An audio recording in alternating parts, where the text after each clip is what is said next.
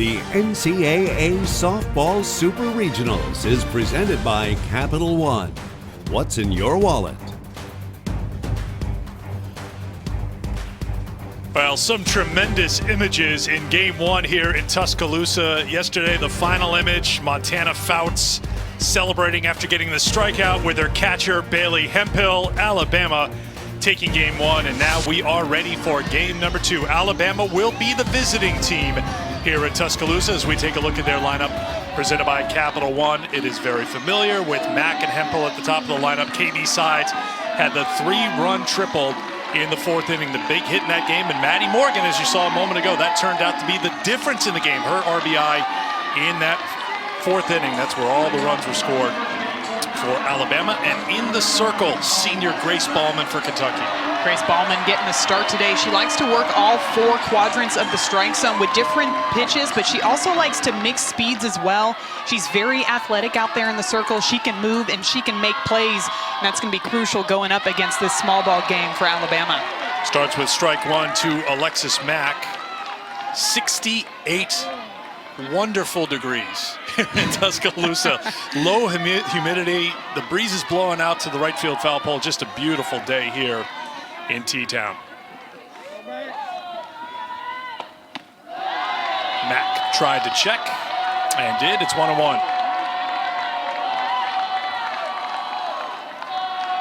Mack at 420 on the season. That's the team lead.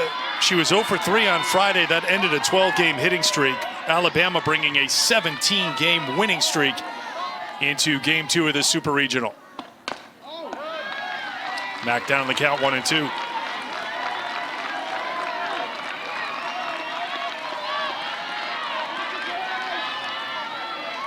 Ballman making her 29th appearance of the season and her 18th start, 11-3 with that 3.17 earned run average. Not known for her strikeouts, 50 strikeouts in her 93 innings of work. Chance for one here, the 1-2. I think for today, Ballman being able to move the ball through the zone and really needs to limit the free passes that she gives to Alabama. Alabama's a team that has a ton of speed. They like to put pressure on the defense. And when you look at Ballman's appearances against Alabama this season, she has 9 walks. So she is going to have to bring the ball in the strike zone and challenge these batters.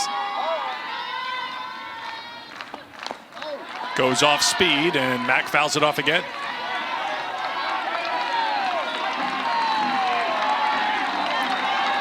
And really for Ballman, the challenge, to your point, as you take a look at her numbers against Alabama this season. Crimson Tide hitting nearly 300 against her. One thing that Autumn Humes did so well yesterday was try to keep the ball up against Alabama so they couldn't use their speed and get it on the ground.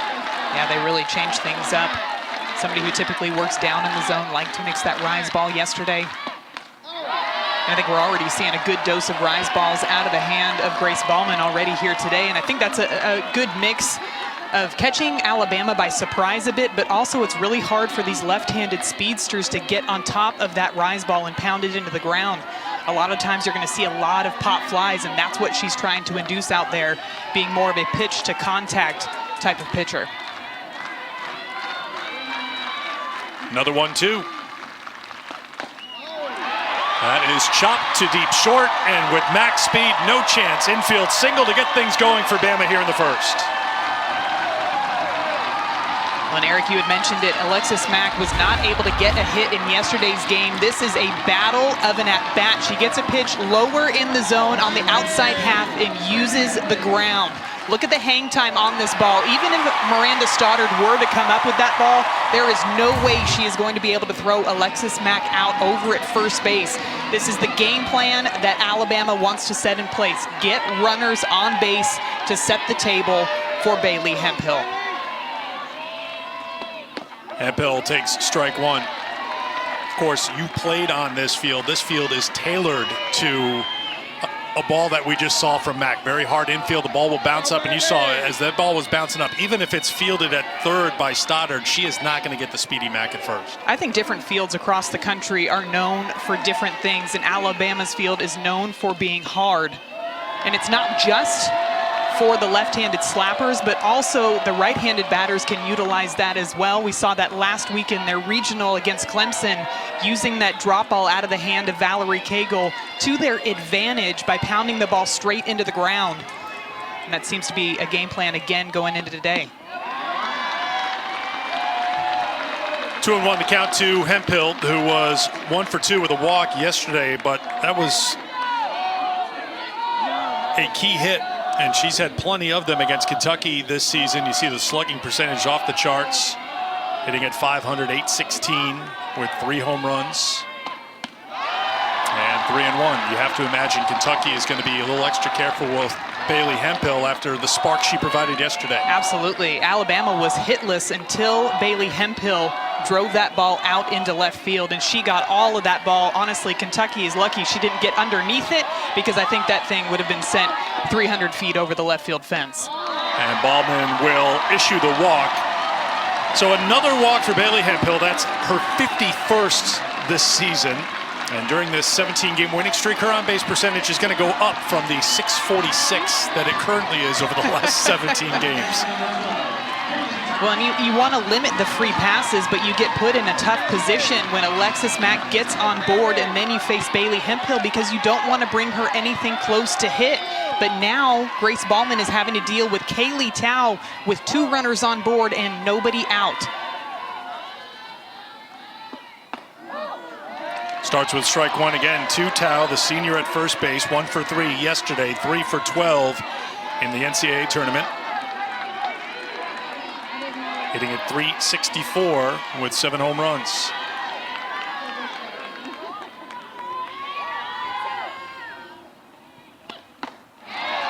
And Ballman's ahead in the count, 0-2. Grace Ballman threw 11 1/3 innings in the Lexington Regional, gave up 5 hits, couple of runs, 2 walks, 5 strikeouts. She was 2-0 in the Lexington Regional with a 1.24 earned run average. And that Lexington Regional, I think, is being used as a bit of a rallying cry and some recent history for Kentucky, because they were knocked into the loser's bracket. They had to win 3 elimination games to get here to Tuscaloosa. So they've been in this position before, needing to win to keep their season going just last weekend. They are used to playing with their backs up against the wall for sure. Now, I think it was interesting hearing Coach Lawson talk about if she thought that last weekend, them having to battle through the elimination bracket was going to help them going into today's game. And she said, look, nobody wants to be that team that's playing with their back up against the wall, but yes, our team is experienced knowing they can't go up there and try to do too much. They need to stay in the moment. Swung on and hit to left field, going back and off the wall and bouncing off the wall. Hemphill being waved around. She'll score. 2-0 Alabama. RBI double Kaylee Tao.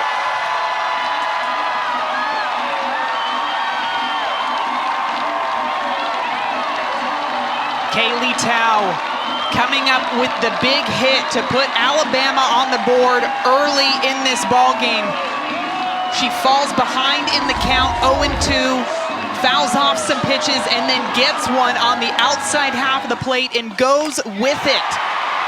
Drives it over the head of Lauren Johnson in left field, and because she was late getting to that when it bounces off the wall, comes all the way back in and allows Bailey Hemphill to score all the way from first base. And Eric, that is the second time in 2 weekends that we have seen Bailey Hemphill score from first base. So not only does she have the power, not only does she have that presence back there sitting behind the plate, but she has got the wheels as well. And Alabama finds themselves up 2-0. Yeah, we joked with Bailey a little bit during practice the other day about, you see your head coach Patrick Murphy waving you around and you were just on first, like, keep going. All right, here we go, it's on. So Hemphill scores, Max scores, Tao comes through. There was a visit in the circle with Rachel Lawson out there with the Kentucky team. So already Kentucky getting pushed further into a corner here, down 2-0. Nobody out here in the first.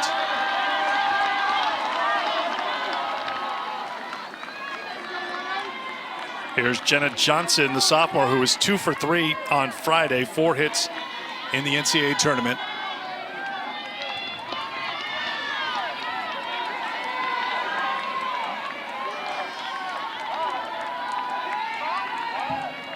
The 1-0 from Ballman.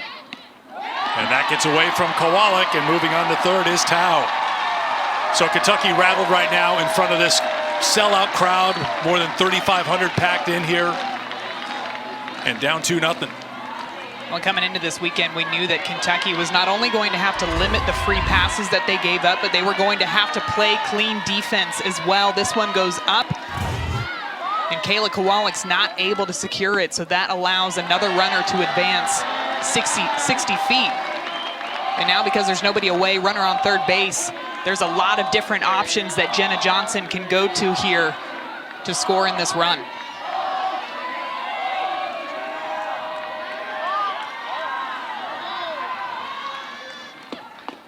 That's in there for a strike, 3-1 to Johnson.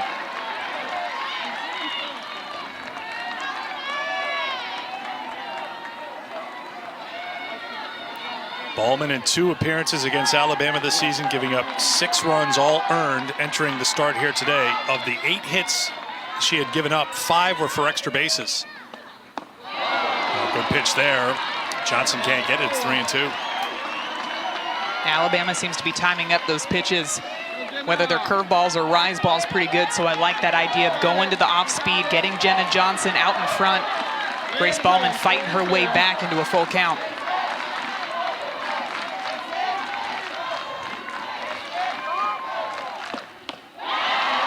Second walk issued by Ballman. All 4 have reached here for Alabama in the first. Normally, you would not ask this question in a regular season game, but you're in an elimination game. And if you're Kentucky, what is the thought process about what you're going to do with the starter here? As Ballman is starting in the circle, do you have to go to Humes quickly here? I would have a quick hook on Grace Ballman, just because you know you're going up against 2 of the best pitchers, I think, in the country, between Lexi Kilfoyle and Montana Fouts on the other side.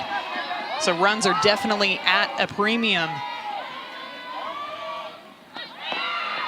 There goes the runner. The throw is grabbed by Blaine in front of the bag, so a stolen base for Jenna Johnson. 86th stolen base of the season for the Go-Go Tide, who love to run.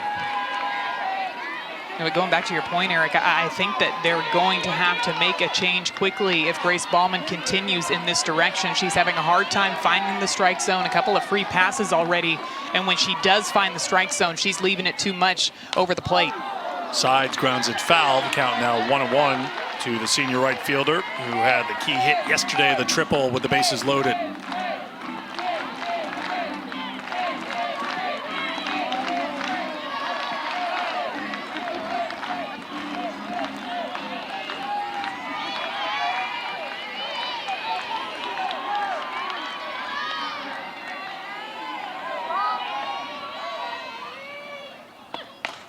Sides too short. Koffel comes home, and Kowalik gets the tag on. Now the throw down to third, and now they have a chance for a triple play.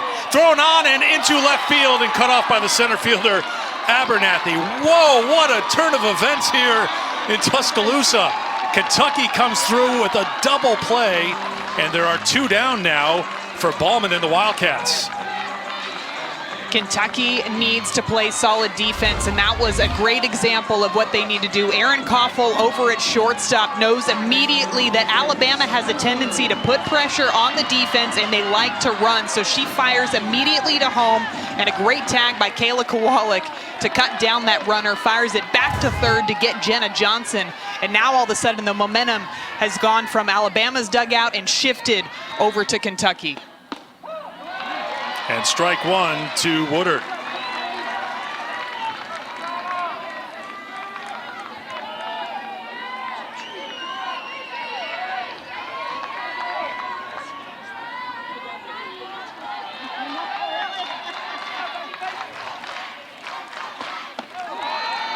Up high, Kowalik grabs it, it's 1-1.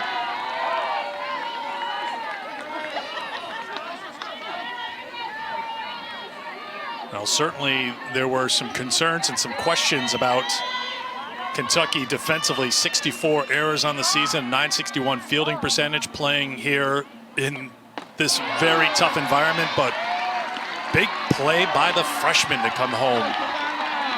To get the out there, Kowalik, after the hesitation by Johnson, running to third. Gets a second out and a good throw from Peyton on the second, and we would have had a triple play. 1-2 to Woodard.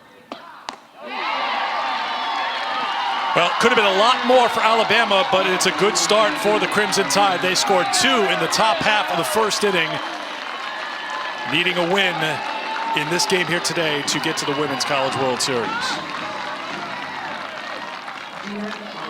Now that feels like a game changer right there, Madison Shipman, when we're talking about making a pitching change and instead you get a double play as Alabama runs into an out at the plate and at third base. Oh, that's huge. And that just tells you that Kentucky was ready to expect the unexpected from Alabama, knowing they like to put pressure on the D. They're going to be aggressive on the base paths because Erin Koffel did not hesitate when she fielded that ball. Immediately looked up and threw home. But I like the heads-up play by Kayla Kowalik as well, to not just be satisfied with cutting down the runner at home, but looking to get that very next out. And that's exactly what they did. And you're right, Eric. I thought for a second we were going to see a phenomenal triple play, the rare triple play, but I was it was ready close. for it. we were all over it. That was just great defense and a huge momentum shift as well, because you could feel this stadium already getting fired up with Alabama going up early 2-0 to start off this ball game. As you can see, packed house here. They were lined up early this morning to get their spot in the Brickyard. Well over 3,600 will be here today. Sellout crowd on a beautiful Saturday afternoon here in Tuscaloosa. Lawn filling up, the berm filling up. And this is a good start here for Alabama to give a 2-0 lead to Lexi Kilfoyle, who's starting in the circle here today. Well, that's got to give her a lot of confidence, knowing that yesterday they waited all the way until the 4th inning to put some runs on the board. So here she's got a good little cushion to start off this ball game, going up against a very tough Kentucky offense. They like to put the ball in play. They're another team that doesn't strike out a ton either, so they like to put the pressure on the defense as well. Kayla Kowalik waiting to step in to lead things off for Kentucky here in the home half of the first inning.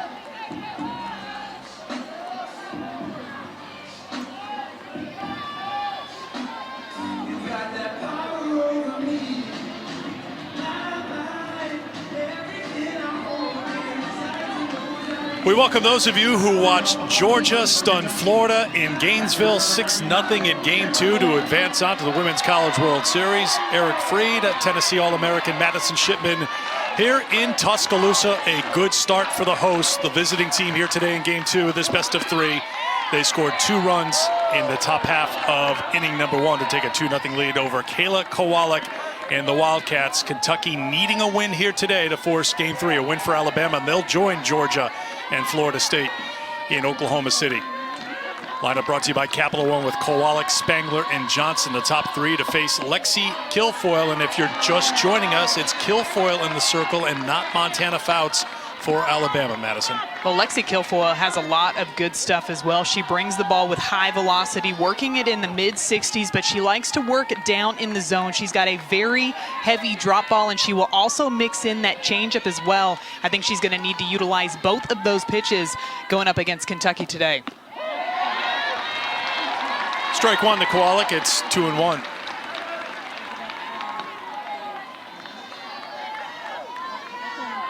Top hitter in the country, 99 hits, hitting at .495 on the season, was 1 for 3 with a walk in Game 1 on Friday. Heading the count 3-1.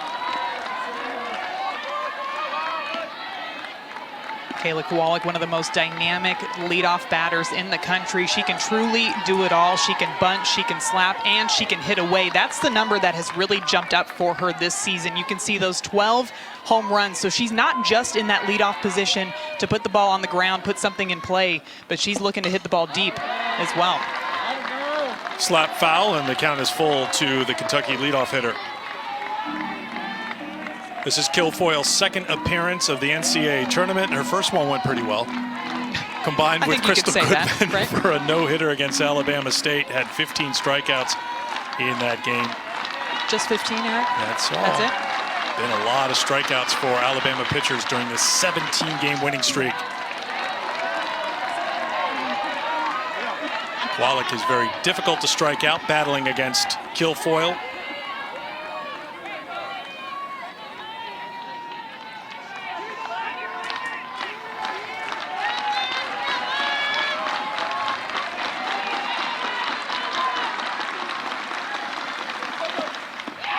Comes inside and misses for ball 4, and Kowalik has a leadoff walk for Kentucky.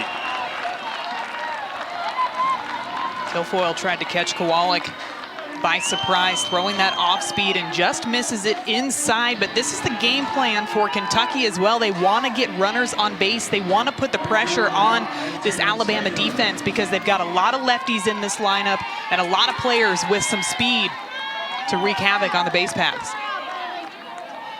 Here's Tatum Spangler. Fouled off of Bailey Hemphill, who got hit a couple of times yesterday. This one impacting her left hand. Sometimes when you're catching pitchers with such high velocity between Montana Fouts and Lexi Kilfoyle, those foul balls, if they catch the tip of the glove, it can bend your wrist in the wrong direction, and it looks like that might have been what happened on that one, but a big smile on her face as she looks to be okay. Bailey's default setting is big smile on the face, as we've seen throughout her career. The SEC Player of the Year has had plenty to smile about, especially here in her final season with Alabama. The bunt is foul, and it is 0-2 to Spangler.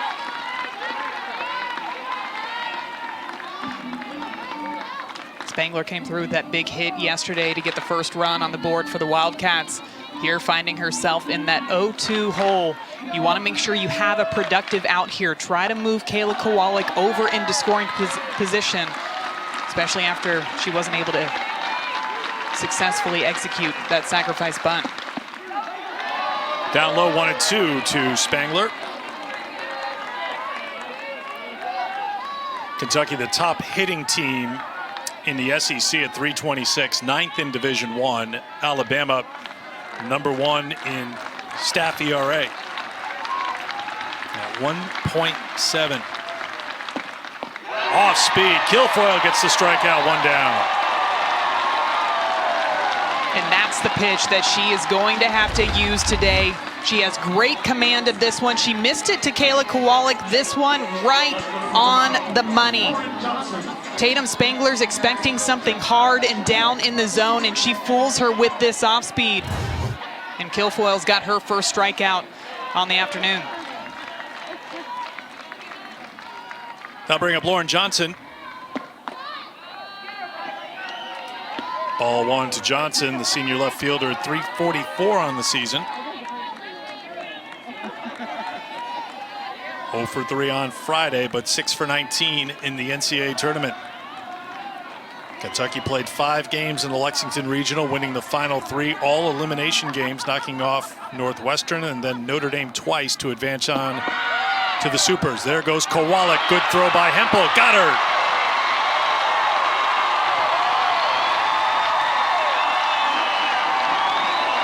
What can't Bailey Hemphill do? She can hit the ball out, she can score from first, and she can throw out these runners trying to steal. Kowalik getting a good jump over there, but Hemphill firing, and look at this tag by Taylor Clark. Coming across on the move and gets that tag in just before Kayla Kowalik can get her hand into the base. That's a big time second out for Alabama. Johnson tries to bunt herself on the 2-0 pitch. It's 2-1.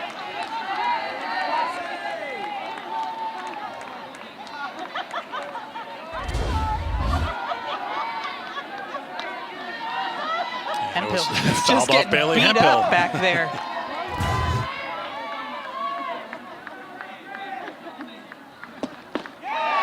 Works inside for the strike. It's 2-2.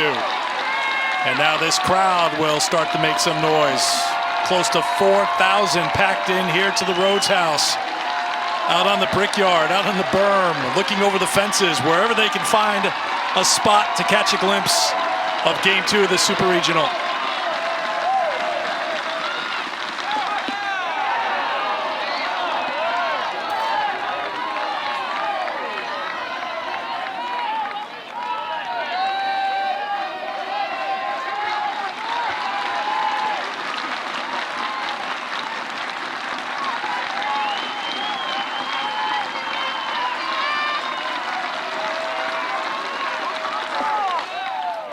Johnson hooks it foul.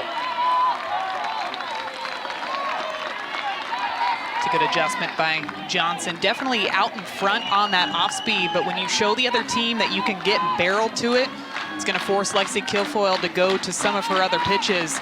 And we've known that Lauren Johnson can have some really great long at-bats, tons of foul balls. She was able to do it back in the SEC tournament against Montana Fouts. Did it yesterday, I'm going to try to do it again today.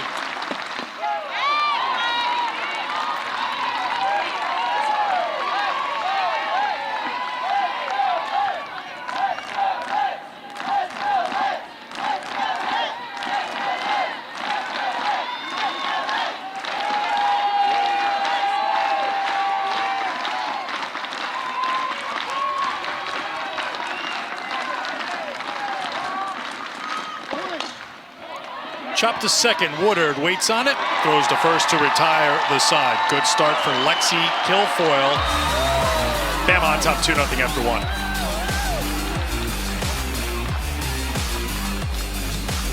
Well, Alabama put the pressure on right in the first inning. First 4 were aboard. Kaylee Tao had the big hit, a 2-run double off the wall to put Alabama on top 2-0, but it could have been a lot worse for Kentucky.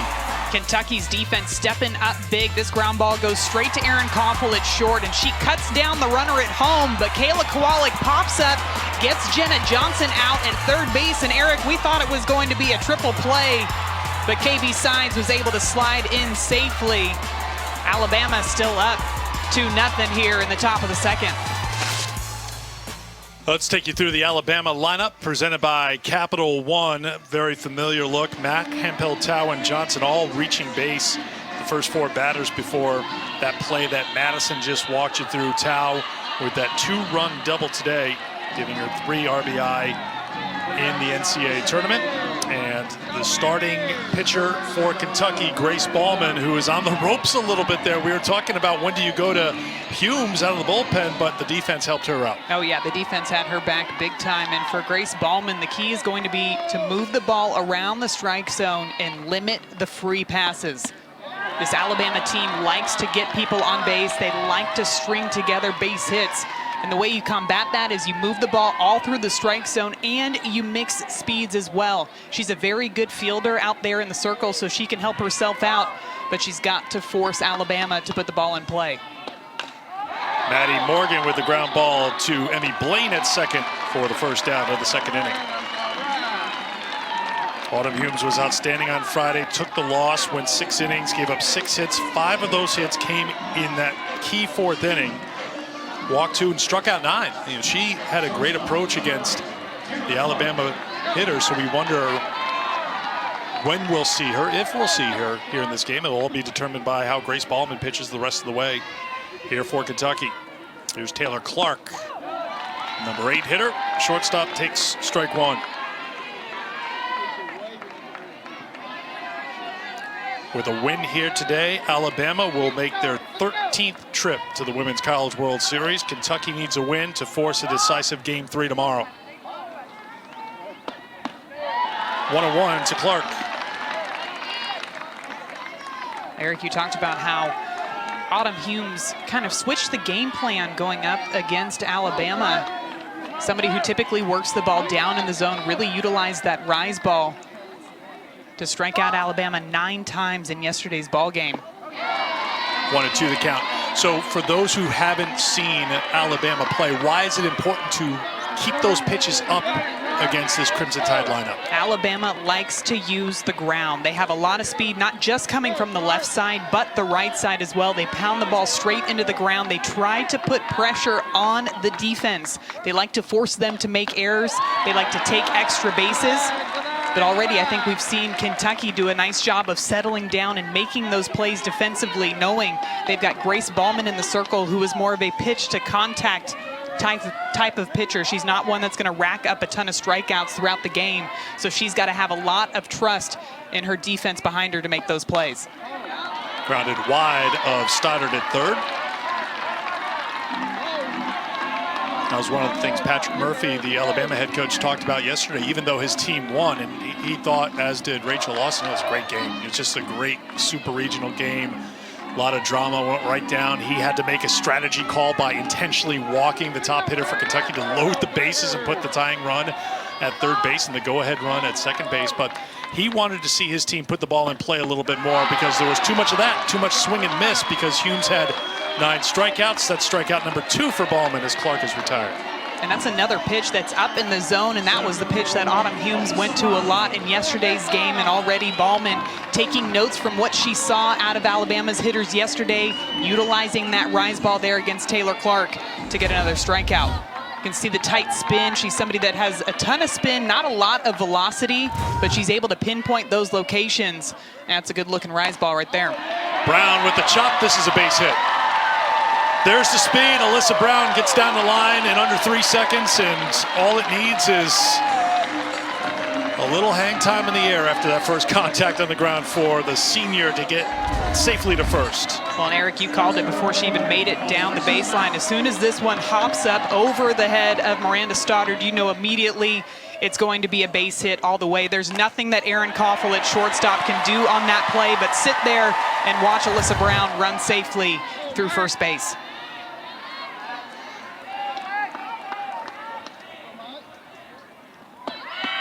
There goes Brown trying to get into scoring position, and obstruction called as Blaine, the second baseman, was trying to come over to cover, and we heard that obstruction word quite a bit last night watching the Baton Rouge game.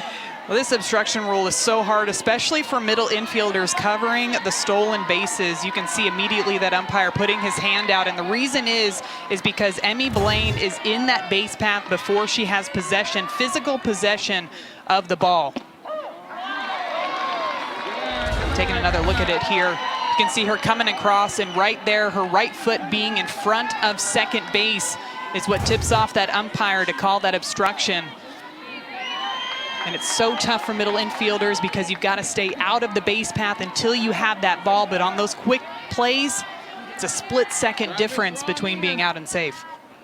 Mack with the bunt. Ballman's got to do it quickly, and she does. Good job by Grace Ballman to retire the side, leaving Brown at second, 2-0. Bama after 1.5. This is the party that every player wants to be at. It's going to be passionate softball for sure. Back to crown a national champion for the first time since 2019. They get to chase history here.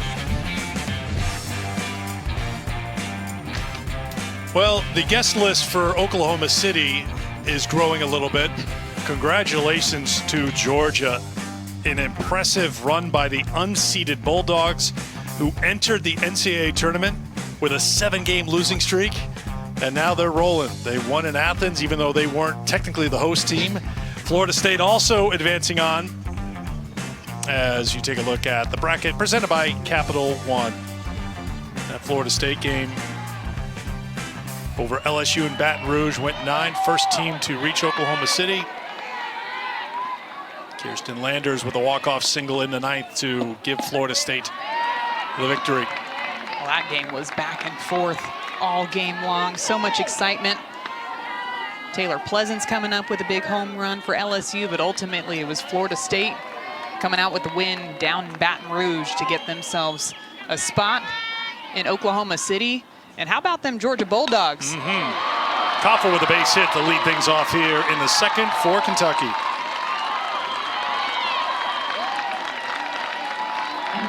Nice job by the freshman, Erin Koffel, stepping up in a big moment here. She gets a drop ball on the outside half of the plate, and notice she doesn't try to do too much with this pitch. She gets her barrel to it, drives it right back up the middle to get a leadoff runner on board for the Wildcats.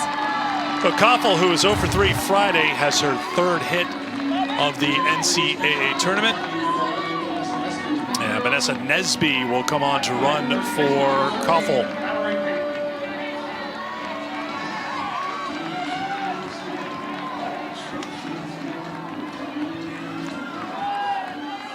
Here's Mallory Payton, senior first baseman at 301 on the season, facing Lexi Kilfoyle.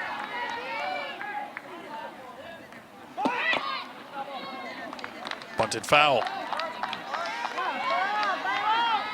It's going to be big here for Mallory Payton to be able to execute that sacrifice bunt if she gets it again here. You notice when she grips the bat, she's got her index finger on her right hand is sticking up in the air.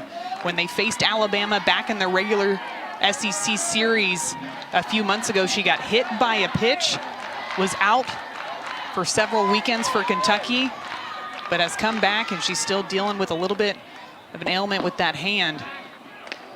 As Hemphill fires over to see if she can catch Nesby sleeping down there at first base.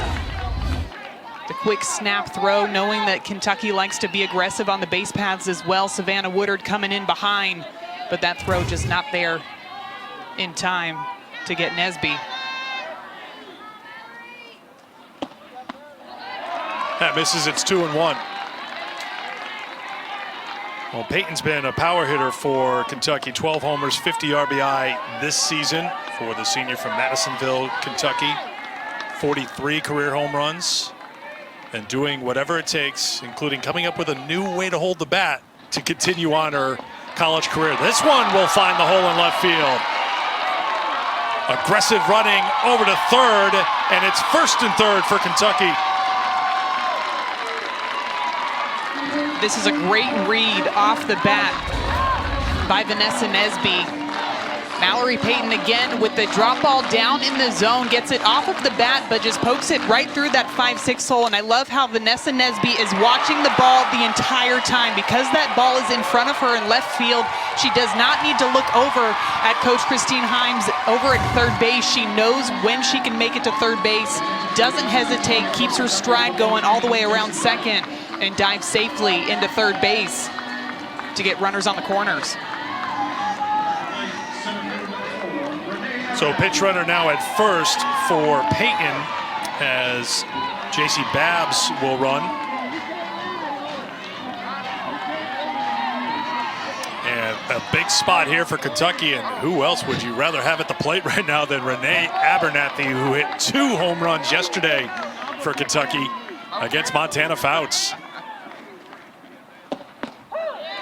Kilfoyle starts her with strike 1. Renee Abernathy came to play in the postseason. She hits this solo shot off of Montana Fouts on a rise ball up and outside, but makes an adjustment her next at bat and hits a drop ball low and in and drives that thing over the center field wall as well.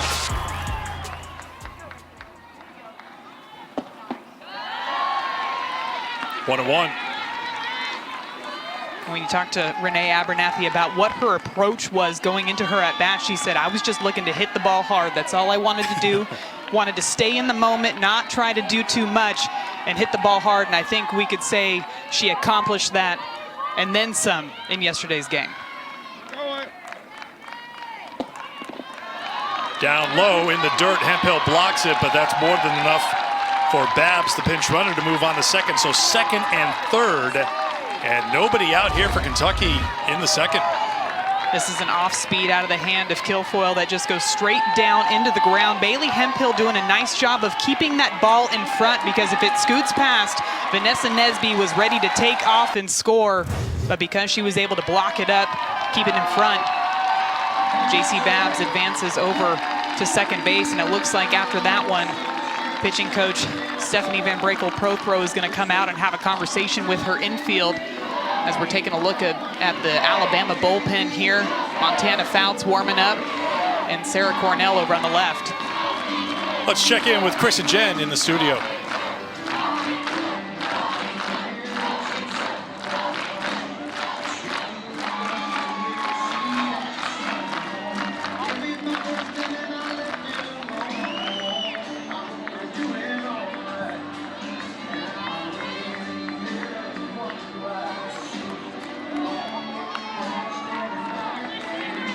Just you saying over on ABC sounded pretty cool. That is just absolutely incredible for the entire sport of softball to have that game on ABC. Oklahoma, what a season they have been able to put together, just the amount of home runs. And it's not just coming from one person. It is Jocelyn Allo. Sometimes it feels it's one person, but when you have 143 on the season, yeah, they're going to spread that out a little bit. Grounder back to the pitcher, Kilfoyle. They've got Nesby in a rundown, and now Nesby back in safely at third. And now Kentucky will try to score, and in comes Nesby safely, and it looks like the runner at third is safe. Looking for the call from the umpire.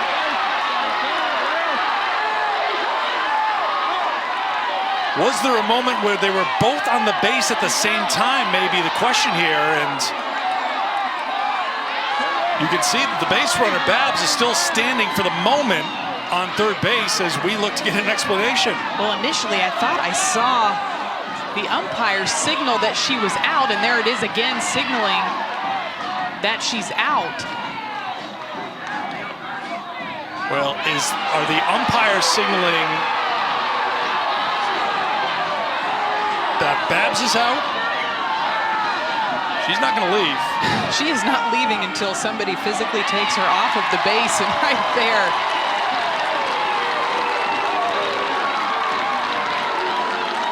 Taking another look at it here.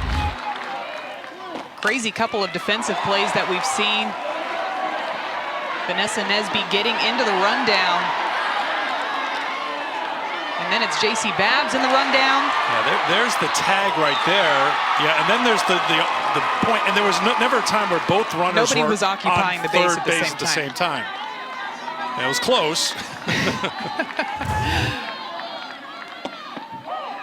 A run does score. It's 2-1 with a runner on second now for the Wildcats. Well, it wasn't quite as pretty as the solo home runs that we saw yesterday, but Renee Abernathy getting the job done yet again, putting the ball in play, and that cuts the lead in half. So fielder's choice for Abernathy. That scores Nesby. With Babs retired at third.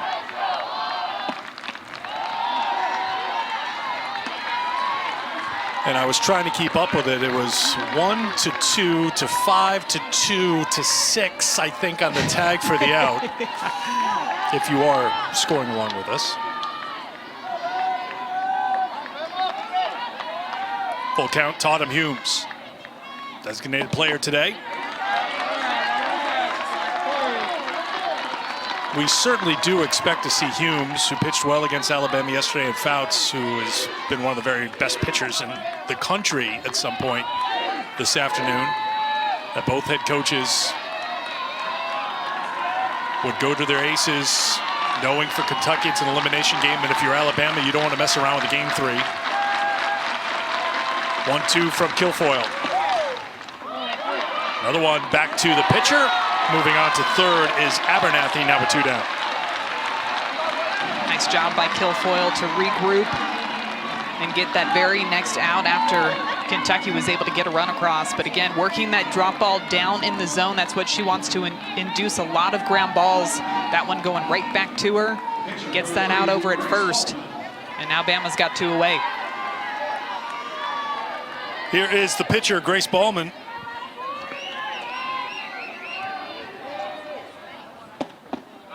Takes ball 1.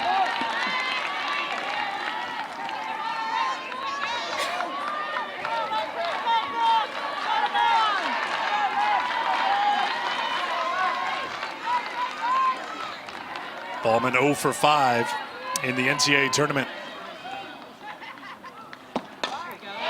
Soft liner to second. Woodard has it to retire the side. Abernathy left stranded at third. Kentucky does score a run. 2-1 Bama after 2.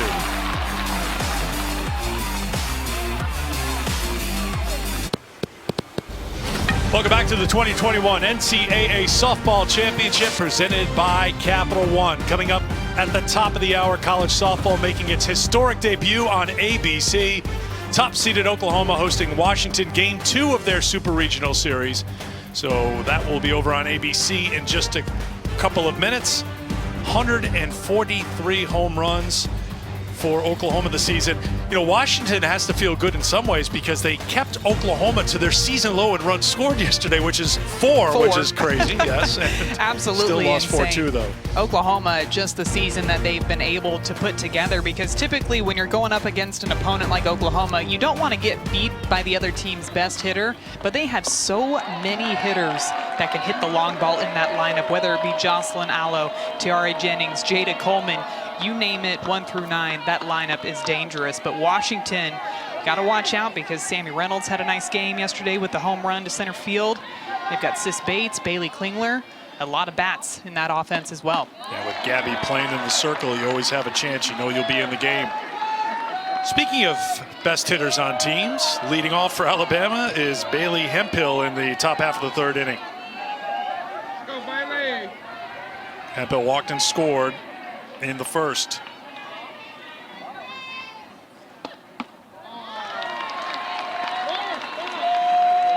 Hemphill didn't have the long ball yesterday, but that single that she hit in the fourth really got things going. You just see what an incredible career she has had with the Alabama Crimson Tide. 62 home runs. And you got the feeling the only total she was going to have the opportunity to add to in that at-bat was the walk total. If I'm Kentucky, I'm not giving her anything close to hit. If she wants to swing well outside of the zone, that is up to her. But if not, I am putting her on base and not giving her an opportunity to leave the yard. Cat Grill will come on to run for Hemphill. 52 walks now on the season for the senior from Louisiana. So with Grill running at first, here's Kaylee Tao, who had the big hit for Alabama in the first inning. Her two-run double put Alabama on top.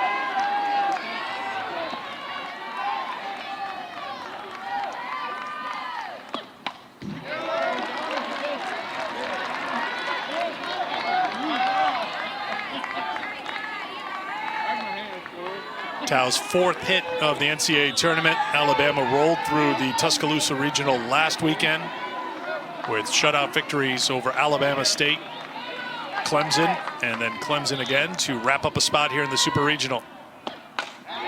Soft liner, grabbed by the second baseman, getting the double play. Emmy Blaine to Mallory Payton, 2 down. The Kentucky defense stepping up yet again. This one a line drive off the bat of Kaylee Tao. Grace Ballman doing a nice job of jamming her up, and Emmy Blaine snagging this one and immediately firing over to Mallory Payton, who is there. She is ready. She stretches to get Cat Grill right before she gets back into the bag. And a huge momentum shift yet again back towards Kentucky's dugout after those big defensive plays. You know, we don't talk about Emmy Blaine a lot, but she's been a key part of this Kentucky team defensively. She does not bat. They hit for her because she's struggled at the plate, but the sophomore from Hopkinsville, Kentucky, really helped solidify the infield, according to Rachel Lawson. She's been the starter at second base since the Alabama series in the regular season, a series won by Kentucky when they took 2 out of 3 games. Well, you're exactly right. Coach Lawson said that she's just a leader out there on defense. She solidifies it. They've had some defensive struggles on the infield throughout the season, but she is somebody that her team has so much confidence in to be able to get the play whenever they need it. Turns that double play. 2-1 the count to Jenna Johnson.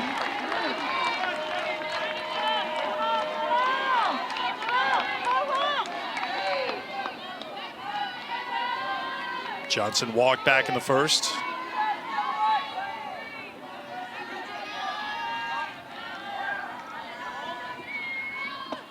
No. 3-1.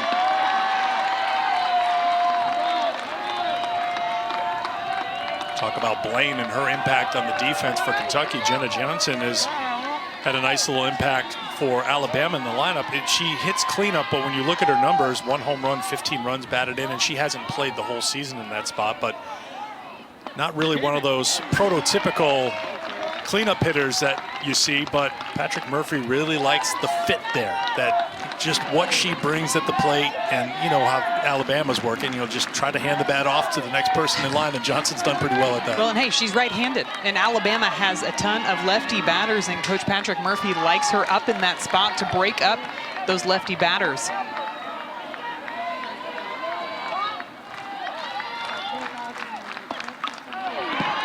Gets a piece, and we'll do the 3-2 again. Well, Jenna Johnson's somebody who missed about 5 weeks of the season with a dislocated kneecap.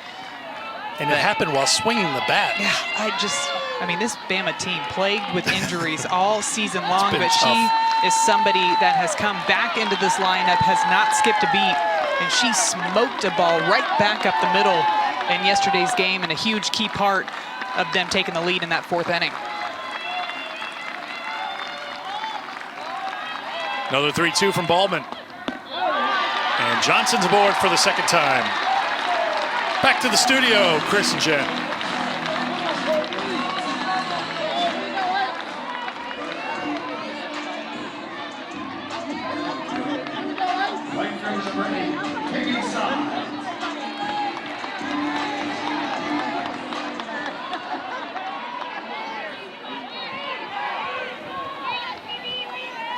All right, Chris, Washington needing a win to force a Game 3 tomorrow.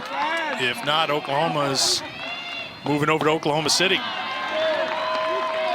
Ball 1 to KB Sides. Now, Eric, I've got to mention, too, with that series, we talk a lot about the pitching and we talk a lot about the offense between those two teams, but how about the defense? Both teams have fantastic defenses, and specifically at that shortstop position, Grace Lyons for Oklahoma and Sis Bates for Washington truly put on a clinic over there. 1-1 the count now to Sides.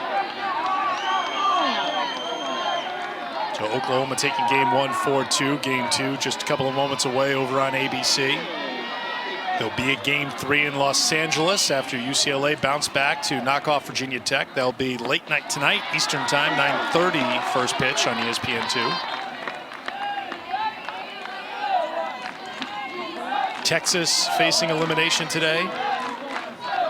Arkansas facing elimination today at home after Arizona put 10 on the board in Fayetteville. And Missouri at home facing elimination after James Madison picked up a 2-1 win yesterday. There goes the runner, and Sides fouls it off.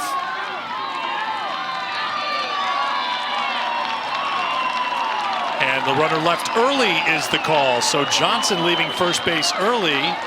So she is called out, and that means Alabama is done in the top half of the 3rd. Jenna Johnson trying to get a good jump on this one. Called out. Alabama still up 2-1.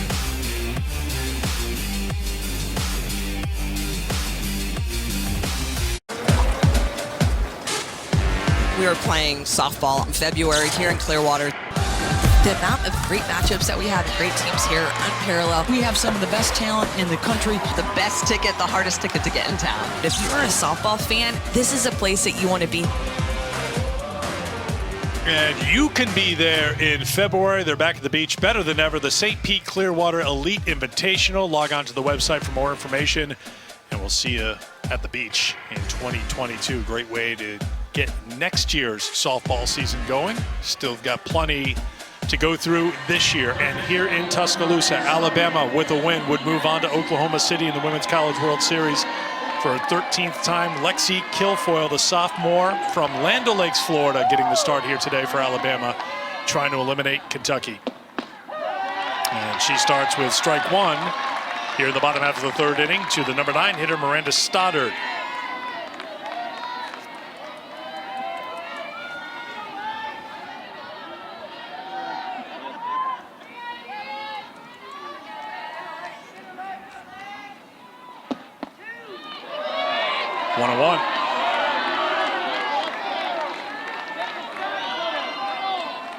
I think the Alabama crowd wanted that one. Called for a strike.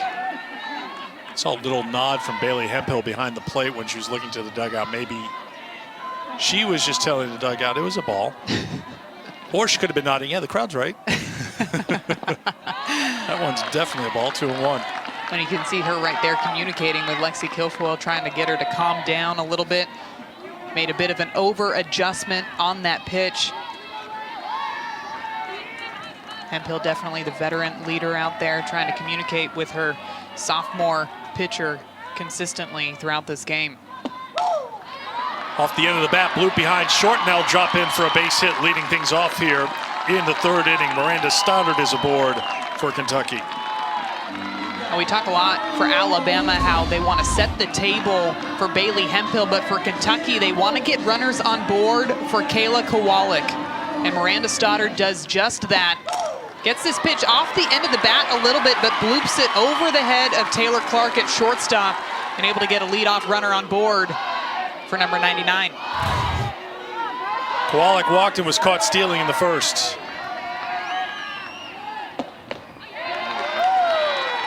Strike one. Kowalik, who set a new Kentucky record with a 23-game hitting streak this season, has just performed at a consistently high level throughout the year, entering today's game with a .495 batting average. Down to the count, 0-2. Montana Fouts back and working for Alabama in the Alabama bullpen. See, she got 11 strikeouts in yesterday's game, but did give up those 7 hits. It wasn't the sharpest that we have seen out of Montana Fouts, but we do know that she can turn it up and get better as the weekend goes on.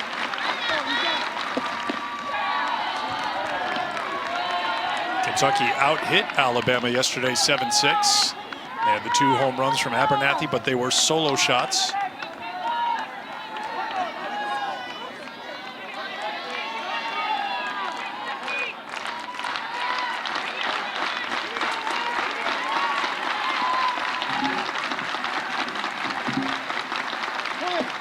That's down low, it's 2-2. Of course, Kayla Kowalik, one of the very best players in the SEC, but she's a second-team all-conference selection because the person to her left was the first-team all-conference selection at catcher and the player of the year in the SEC. It was a tough year to be a catcher in the SEC because there were so many good ones. Of course, we are taking a good look at 2 of the best in the SEC, but also Haley Lee from Texas A&M had a fantastic season as well. But it's interesting when you look at these 2 because their styles of play are completely different, and yet they're both able to be so consistent up at the plate, have so much power, and be the offensive leaders for both of these squads. Kayla Kowalik, you'll notice when she steps into the box, she is constantly looking at the defense, reading the defense. What are they giving her? What are some things that she can do from the left-handed side of the box? Whereas Hemphill's just looking to hit that long ball when she gets in there.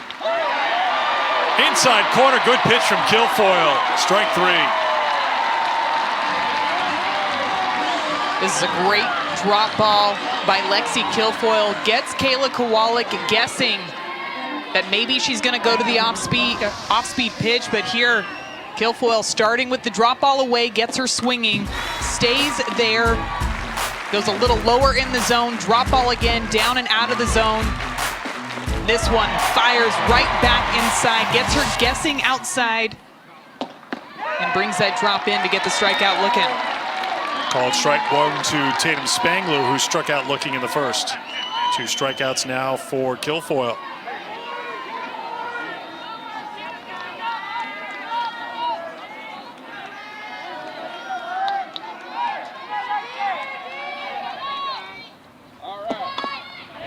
Bunted foul, and it's 0-2.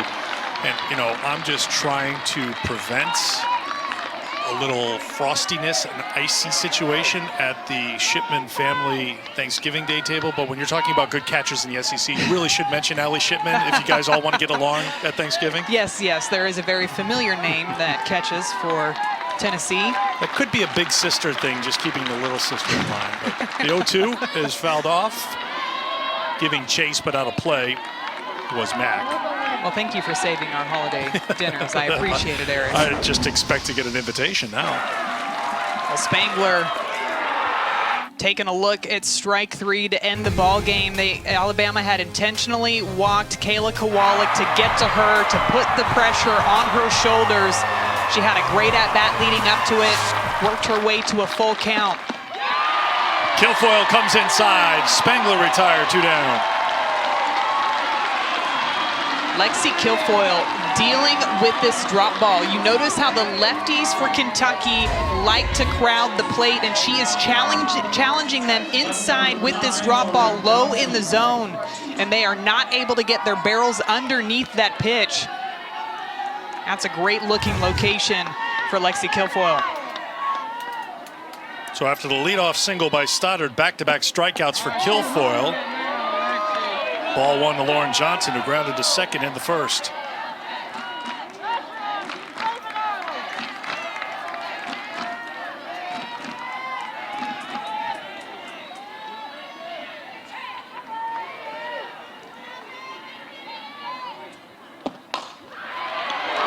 Hard hit ball into right field. Good play by Sides to knock it down and keep it from getting to the wall. All defensive team selection in the SEC. Got there in a hurry. That keeps the runner at third, first and third, with 2 down for Kentucky. This is a great adjustment by Lauren Johnson, noticing that Kilfoyle's going to that drop ball inside. She gets her hands inside of this ball and drives it out to right field, but you're exactly right, Eric. KB Sides sliding and preventing that ball from getting to the wall saved them a run. Miranda Stoddard was looking to score on that one, but because KB Sides was able to snag it, Miranda Stoddard had to stop over at third base.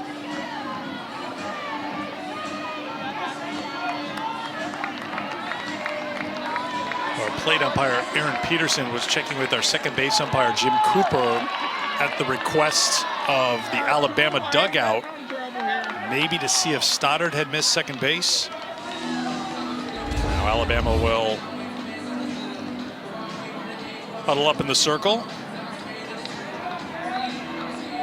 Stoddard had to reach. Oh yeah, maybe on the slide, just the outside of her right foot might have got the corner of second base. Certainly, yeah, from the point of view of the umpire, like, she doesn't touch the top of the base, but he is looking right down, just a few steps away. But there was a little bit of an extended stride by Stoddard to make sure there was at least moving some dirt around the base, that's for sure. Big spot here for Erin Koffel, the freshman. Takes strike one. Koffel, the team leader as a true freshman with 16 home runs, 56 runs batted in.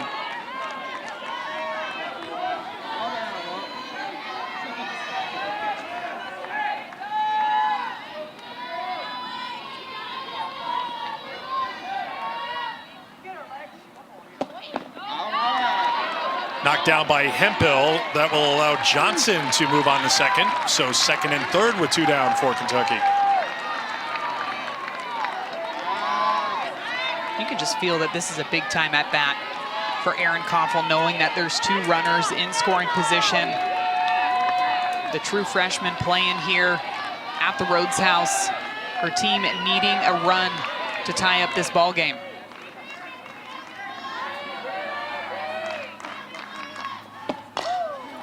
Chopped by Koffel, foul. And it's 1-2. And the crowd will come to life a little early here in support of Lexi Kilfoyle.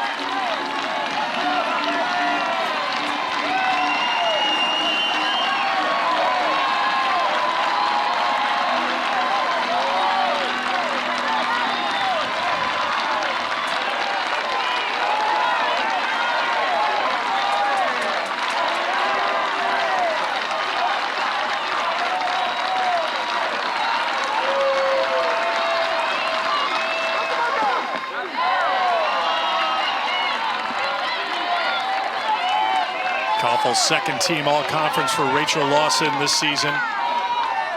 Had a big hit that started to come back in Game 3 of the Alabama series. Kentucky was down 4-0 in the regular season. They won 5-4. It was a 2-run home run for Koffel in that game. With Fouts watching, Kilfoyle delivers. And Koffel pops it up, shallow center field, but Woodard moves out to make the catch to retire the side. So Kilfoyle battles out of the jam. Kentucky knocking on the door. The Kentucky native loves to see it from her Alabama teammates. We'll talk to Patrick Murphy next.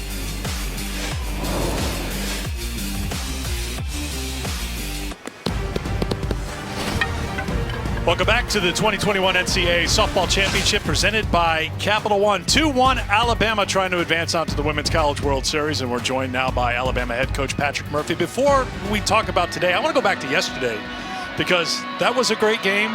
You took the chance by walking Kowalik and put it on Montana Fouts. I know you have a lot of faith in her. Did you have enough antacid in your system to make that decision and sweat through that because it was the right call? Yeah, my trainer provided me with a lot of Tums before the game and during the game. Trainer, so yes. I was good. I was good to go. Hey, and if there's an athletic director out there watching this, you need to invest in softball. I had probably 100 people ask for tickets before this weekend, and I only get an X amount. And obviously it's sold out. It's a great environment. It's a great product for TV, and I can't say enough about our fans and for you guys for being here as well. Well, and Coach, a great atmosphere, and the big question coming into today was who you going to start in the circle. So what went behind your decision to start Lexi Kilfoyle today? I think just, I hadn't seen her since March, and it was such a long time ago. She's a different kid now, a different pitcher, and just a different look from Montana. They had seen her enough. They saw her at the SEC tournament, and then they saw her yesterday. So, and, we have full trust in Lexi. Enjoy the beautiful weather. Enjoy the full house. Enjoy the antacid. We'll talk to you later. All right. Thanks for being here, you guys. That was an interesting decision yesterday. He said, he went with the stats. The stats told him that you've got to walk the best hitter, put her on base, load the bases, but that put a lot of pressure on Montana Fouts. It went to a 3-1 count, and that's probably the moment where the antacid needed to kick in a little bit. Well, then it was the check swing on on the check swing foul ball that brought it to a full count. Montana Fouts coming in to get Spangler looking. But, that wasn't the first time this season that we've seen Alabama walk somebody to load the bases to get to the next batter. Now, it didn't work out in their favor back in that Florida series. They walked Charlotte Eccles to load the bases for Kendall Lindemann, who ended up hitting a grand slam on that one. But yesterday, it worked out perfectly for Alabama walking Kowalik to get to Spangler. 1-1 the count to KB Sides, who had the key hit in that fourth inning rally for Alabama yesterday. Started with a ground out by Mack. So Humes had retired the first 10 Alabama batters she faced, the 1-1. 1 and 2. But then a single by Hemphill, infield single by Tao, single by Johnson, and then the triple by Sides. Made it 3-2, Alabama. Patty Morgan's RBI single would be a key hit to put them on top 4-2.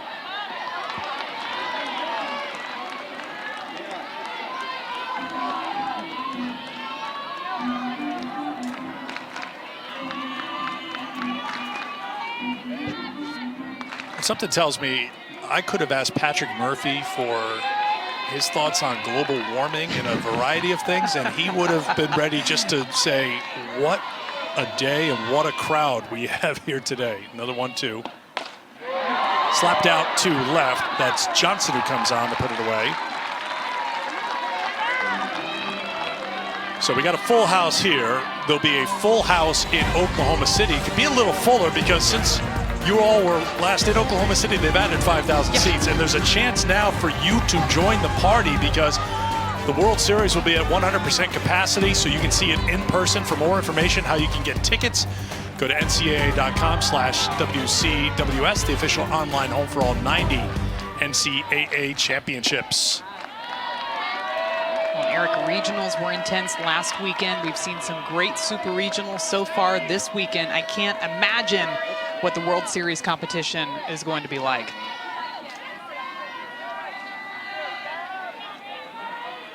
Savannah Woodard struck out back in the first. Little bloop back behind second will drop in for a one-out single. Her third hit of the NCAA tournament. She's aboard here in the fourth. Savannah Woodard says, you know what, I'm just going to hit them where they're not. This one off the end of the bat. But able to drop that thing into center field for the base hit to get a runner on board for Maddie Morgan.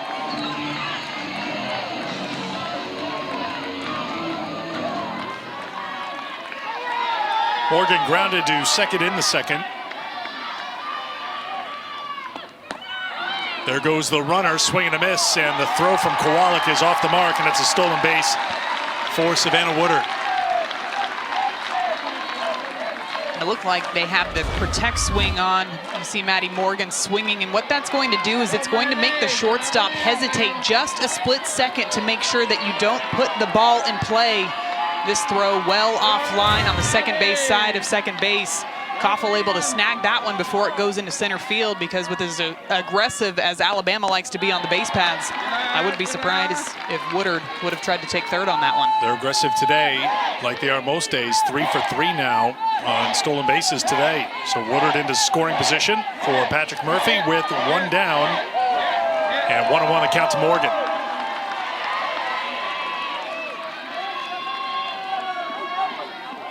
Go, Maddie. 2-1. I think that speed for Alabama is huge too, because not only does it put pressure on the defense, but being able to steal and move on over into scoring position, you don't have to give up an out at the plate. You don't automatically have to put down a sacrifice bunt every single time. And here again, utilizing that steal, that speed of Woodard to move on over. Morgan lifts a fly ball deep to right field, heading back and gone! 2-run home run, Maddie Morgan, 4-1 tied.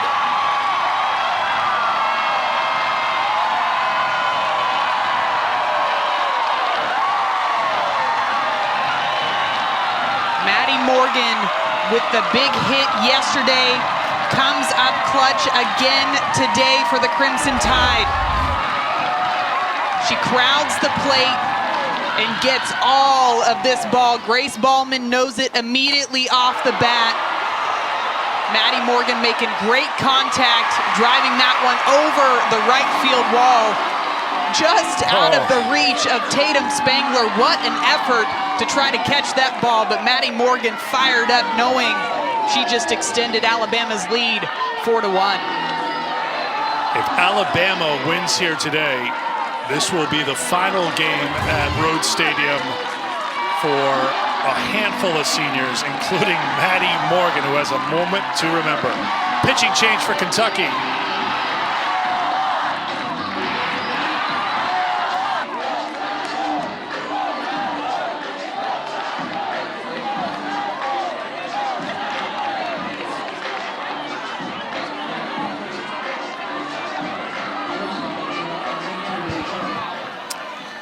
All right, a reminder, an Oklahoma win, they're on to the Women's College World Series. Washington needs a win today to force a Game 3 tomorrow.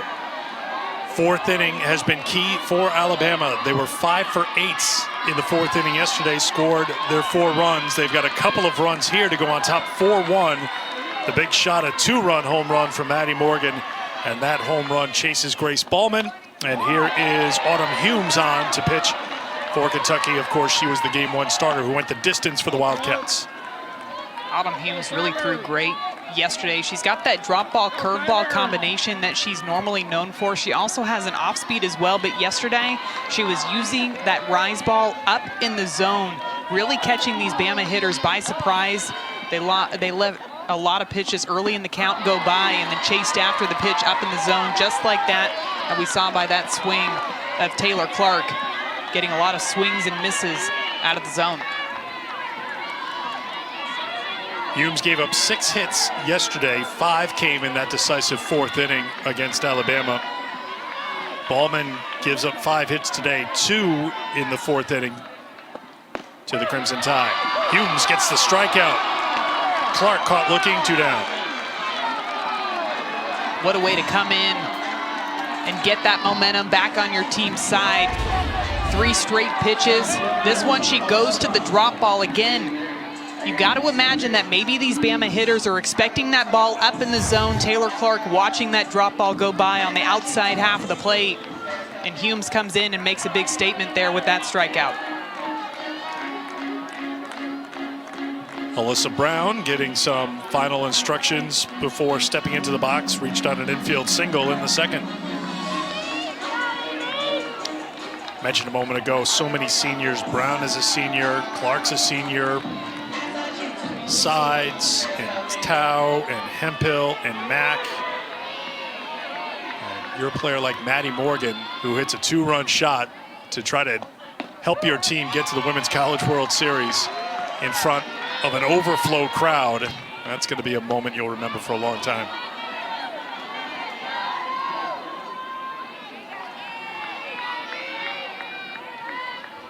The 0-1 to Brown.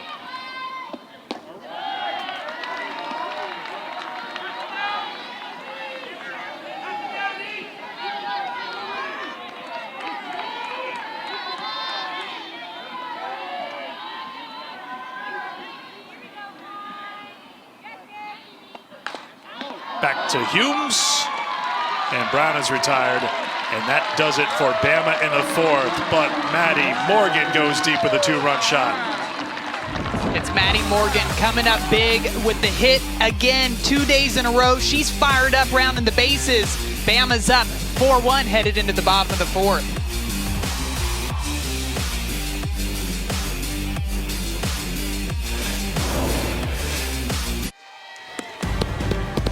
Welcome back to the 2021 NCAA Softball Championship presented by Capital One. We head to the bottom half of the 4th inning before Kentucky comes to the plate. We talk with their head coach, Rachel Lawson. Rachel, you've been knocking on the door. You've gotten one across. You've gotten the leadoff batter aboard each inning. Do you feel pretty good about the pressure you're putting on and just looking for that timely hit right now? Yeah, I do like the approach that we have. We're putting our base runners on. We got to come up with a timely hit and move them around so that when we do get a big hit like Lauren had, that we can score on that. But overall, I think our offense is doing a pretty good job. And Coach, we know that your defense was a big point of emphasis coming into this weekend, and so far they've made some great plays on D. How does that get the momentum back on your team's side? Well, it's been great because if we hadn't made those big plays, this score would be a lot more unmanageable. And because they've made those plays, you know, we still have life in us. Very manageable right now. Thank you. We appreciate it, Rachel. All right, thank you. Rachel Lawson, 14th year as Kentucky's head coach, #1 on the all-time wins list. Trying to get Kentucky to the Women's College World Series. They were knocked out in the Supers round 2 years ago by Washington. As I mentioned, they've had opportunities here. Kowalik reached leading off the 1st. Koffel singled and scored when she led off the 2nd. Stoddard singled and was left stranded at 3rd when she led off the 3rd. Mallory Payton leading things off here in the 4th for Kentucky. Again, the Wildcats, the home team here in Game 2 of the Super Regional in Tuscaloosa.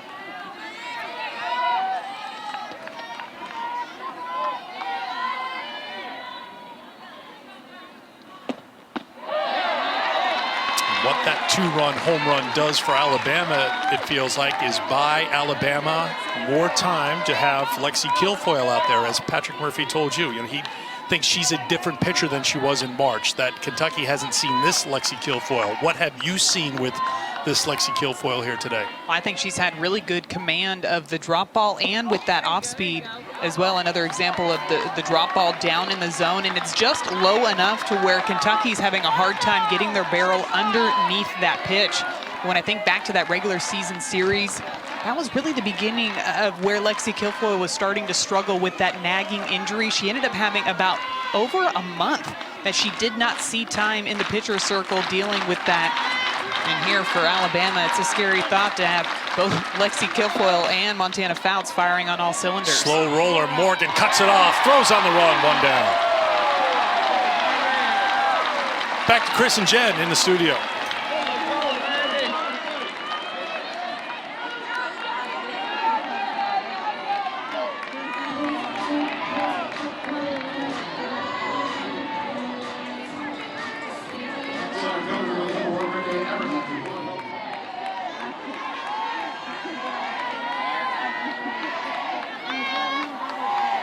Oklahoma State's been a very good team all season long. 24 of their wins have come against teams that are in the NCAA tournament this year. So we'll see what happens with Cowgirls and Texas coming up after we're done here in Tuscaloosa. Already today, Georgia with a 6-0 win over Florida to knock the Gators out of the tournament. Not a lot of teams like heading down to Gainesville to play Florida. Georgia may be the exception. I was going to say, I think they might be the only team in the country that thrives playing down in Gainesville. Highlighted by the win in the 2016 Supers, the walk-off Kaylee Puailoa, Moose with the heroic hit for Georgia. And now Georgia's heading back as an unseeded team to the Women's College World Series.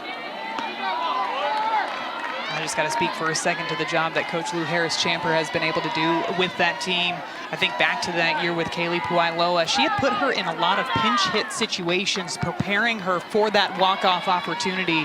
And this year, Jaden Fields kind of moving in and out of the dugout, but came up with some big hits in that Super Regional down in Gainesville to give them an opportunity to go to Oklahoma City. All speed to Abernathy for strike two. It's 2-2.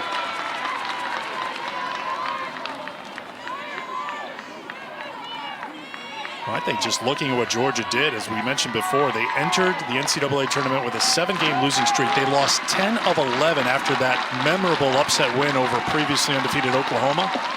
As Abernathy sends one to the right side, that's Tao who will do it herself, 2 down. But to come into the NCAA tournament on a 7-game losing streak, which included a shutout loss to Kentucky in the SEC tournament, so they were one and done here in Alabama. Now look what Georgia's done. They have knocked off Florida. They've earned a spot in the Women's College World Series as you take a look at the bracket presented by Capital One. Washington and Oklahoma on ABC right now. Arizona and Arkansas certainly of interest to the two teams in this region. And that final result really was an eye-opener with Arizona putting 10 on the board against the Razorbacks to win 10-4. Humes grounds out 1-2-3 inning for the first time today for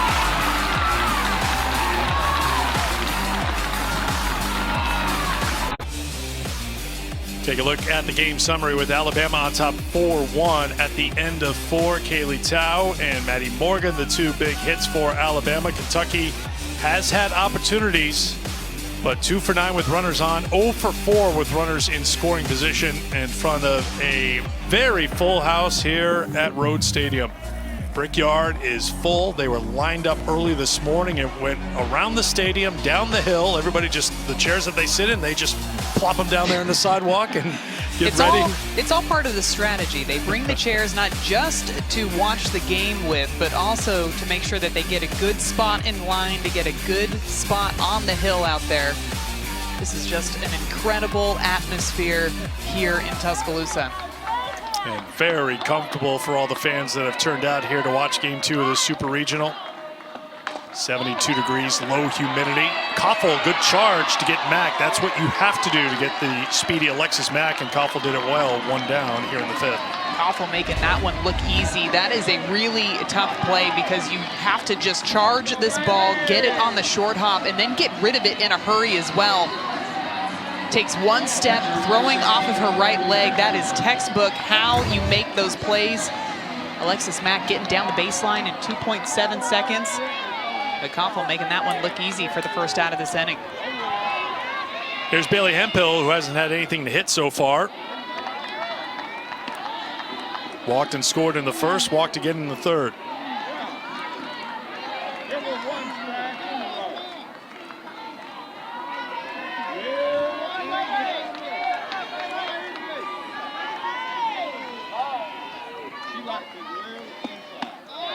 And when there's a player who is 8 of 16 against you with 3 home runs and 5 walks in the meeting so far this year, you understand the respect here with first base empty. Oh, absolutely. You go ahead and put her on base. Just don't even give her an opportunity to hit this ball out of the park. She's seen 12 pitches today. 11 of them have been balls.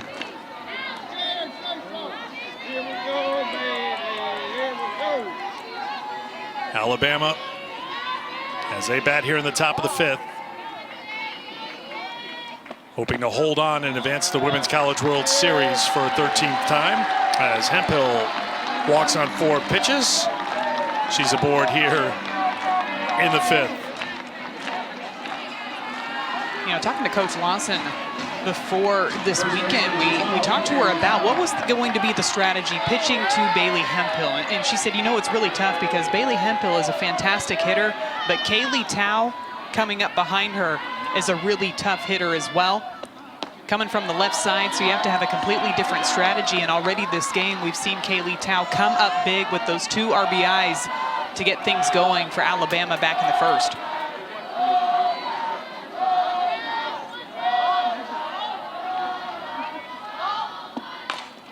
Ground ball back up the middle, a base hit for Tao. That's her second hit of the game.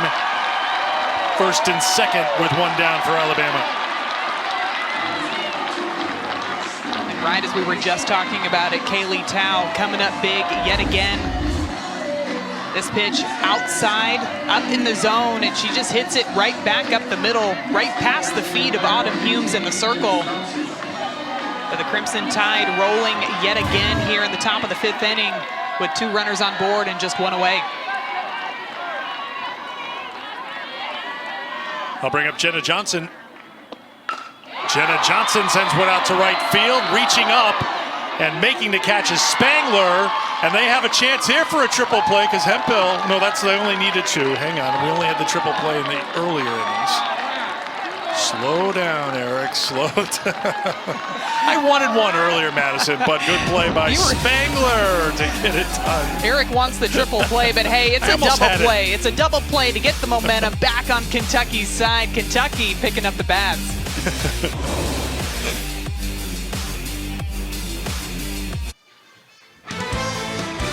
Tonight, the NBA playoffs continue on ESPN. A pair of Game 3s at 7 o'clock. It's the Sixers and the Wizards. Sixers up 2-0 in that series. And then it's the Jazz and the Grizz at 9:30. That series even in a game apiece. Both games also available on the ESPN app. Riley Smith to pinch hit for Grace Ballman, the lead off here in the 5th for Kentucky, and she takes strike 1. I like this idea of putting Riley Smith in the lineup. A lefty with a lot of speed. She likes to utilize that short game, and because of that, the Alabama infield is playing way in those corners, especially Maddie Morgan over there at third base is ready for her to drop a bunt at any time. That's fouled off of Hemphill, and that got her maybe the hardest of all day. And you can even tell, like, I'm going to try to laugh this one off, but that hurts. The foul ball's on the drop ball. Again, Kilfoyle with a lot of velocity behind those pitches. Batter's getting on top of it, and it just gets her right on the top of the knee there.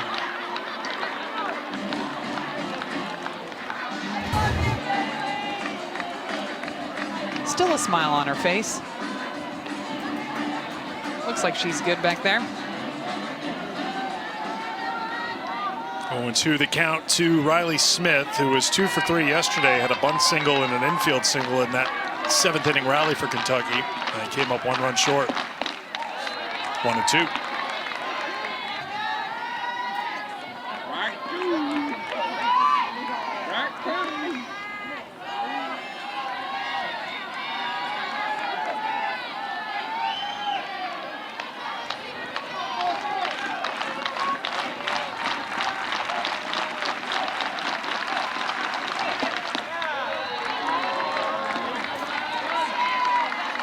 Looks like Kilfoyle's trying to work that drop ball way low and outside to maybe induce a ground ball to the left side, knowing that both Maddie Morgan and Taylor Clark are playing up pretty far on the left side. And that's exactly where Riley Smith hit it yesterday, and she was successful doing it. Off speed, swung on and missed. Strikeout for Kilfoyle. That's her 4th, 1 down. Kilfoyle pulling the string on this one, setting up that off speed with those drop balls low and outside. Riley Smith already walking through that pitch, just not able to hold her bat back long enough to make contact with that one. That's a great looking pitch out of the hand of Lexi Kilfoyle. Here's the number 9 hitter, Stoddard, who singled in the 3rd. Takes ball 1.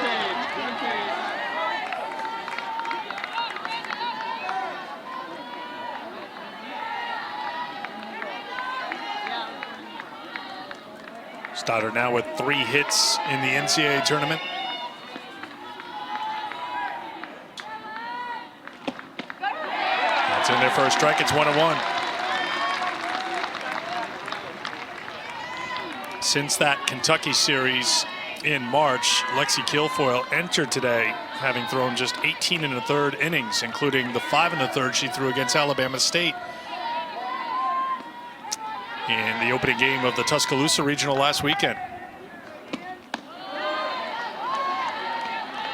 I think we talked a lot before this game just about the decision to start Lexi Kilfoyle out there in the circle today, knowing it's Super Regional season on the line. And Kentucky has handed Lexi Kilfoyle 2 of her 3 losses on the season so far. But in today's game, really doing a nice job of mixing speeds, working that drop ball down in the zone. And Kentucky just having a hard time being able to barrel up those pitches because of that late movement that she's got. Taking a look at the check swing of Miranda Stoddard. And I think the sign that a ball is truly moving on its way to you is how many check swings that you get right there. A very hesitant swing by Miranda Stoddard, not sure if she wants to go for it. Back-to-back strikeouts in the 5th, 2 down. Stoddard decides to fully swing at this one, but again, the late break, it's dropping off of the table right at the last minute. So as a batter, you think it's gonna be in one spot, and by the time you swing, it's in a completely different location. Montana Fouts loving it out there in the bullpen.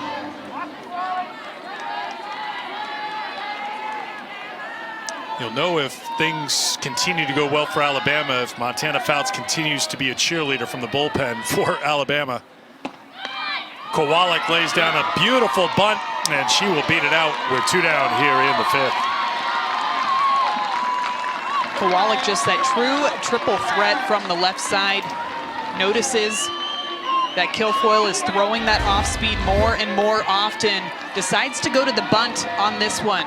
So because that ball is coming in at a slower velocity, it deadens that ball off of her bat and allows her to run safely through first base. It's a good-looking bunt by Kowalik. I'll bring up Spangler, who has struck out twice against Kilfoyle, and takes strike 1.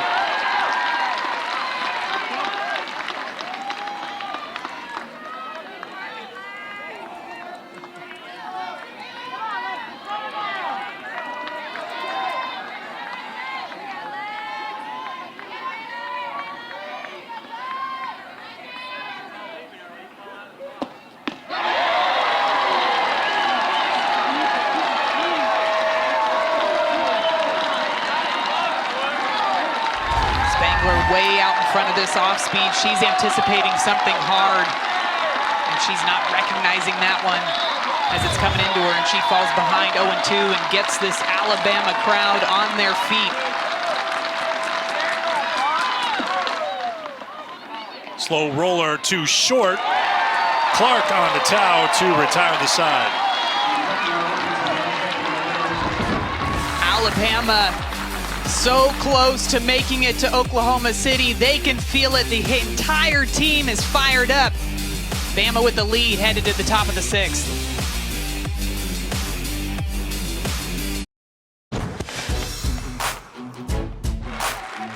In my head, I'm like, okay, this is the moment right here. This is the icing on the cake. And it just felt amazing to come through right there. And before I even got in there, all of my teammates that were on base were like, we want you here. And, you know, I know they never lost faith in me. That was just huge. Like, oh my gosh, that was the most amazing thing I've experienced, and I'll remember that forever. Well, the highlights of the weekend for Alabama, KB Sides with the bases loaded triple in the 4th inning, the key hit to put Alabama in front for the first time in this Super Regional. They went on to win yesterday 4-3. This is the final weekend for these seniors playing here in front of these big packed houses here at the Rhodes House, and to have moments like that KB took us through yesterday. Those are moments that will last a lifetime, and if Alabama's able to win here today,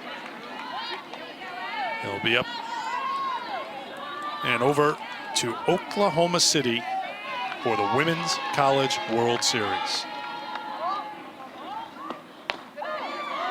There's strike 1, 2-1. When you listen to KB Sides talk about how she knew her teammates had so much faith in her that she was going to be able to get it done in that moment, and I think that's truly the story for this entire Alabama team all season long. It doesn't matter who's in the lineup, they trust in each other that they're going to be able to step up, and they don't just rely on one player to get it done every single day. Every day it's a different person stepping up, coming up with that timely hit. Yesterday it was KB Sides, and today we've seen Maddie Morgan and Kaylee Tao be able to get it done for the Crimson Tide. Sides with a fly ball foul ground and out of play. Patrick Murphy said about this team that this is one of the most fun seasons he has ever had with one of the most resilient group of women. You've heard something familiar with a lot of coaches for what the student athletes have had to do to keep things moving and keep healthy during the COVID era. But there's been so many other things for Alabama that we've talked about over the last couple of weeks, with players being lost to the season for injury and those stepping up into new roles. And, you know, in the middle of the season, middle of the late part of the season, they were struggling. They had lost to Florida. Since that loss to Florida, they have won 17 games in a row. He put on the top of their game plan each day, it says run the table. And that's what they want to do. If they run the table, that means they keep winning. They run the table, they're going to be national champs for a second time. The bunt attempt by Woodard, fielded cleanly by Kentucky, 2 down. I think just embracing that next man up mentality, one of those people that's embraced that is Savannah Woodard up at the plate, trying to catch Kentucky's defense sleeping. A nice play by Autumn Humes and Emmy Blaine to make sure that she gets over there in time, because Savannah Woodard has a ton of speed, but she's a player who stepped up in that second base position after Bailey Dowling went down with an injury early on. And then Taylor Clark stepping up in that shortstop position after Claire Jenkins had that injury. And it just seems like this Alabama team has not skipped a beat all season long. They adjust to who they have. Who they have is who they need, and they're right there getting a good look at Claire Jenkins doing whatever she can to continue to help out her teammates, even though she knows she can't physically be out there on the field. She is talking to them about their at-bats, what they're learning, what information they can pass along to their teammates. And really, this entire Alabama team has embraced that mentality. 2-1 to count to Morgan, who had a 2-run home run her last time up. She's 1 for 2 today.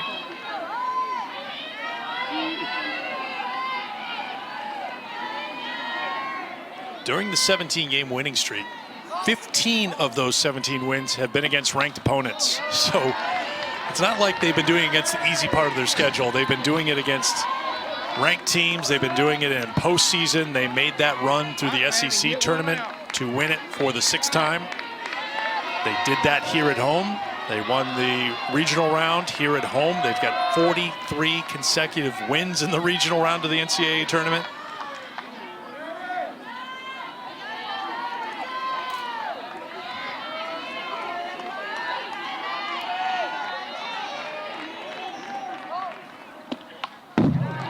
Morgan gets a piece. We'll do the 2-2 again.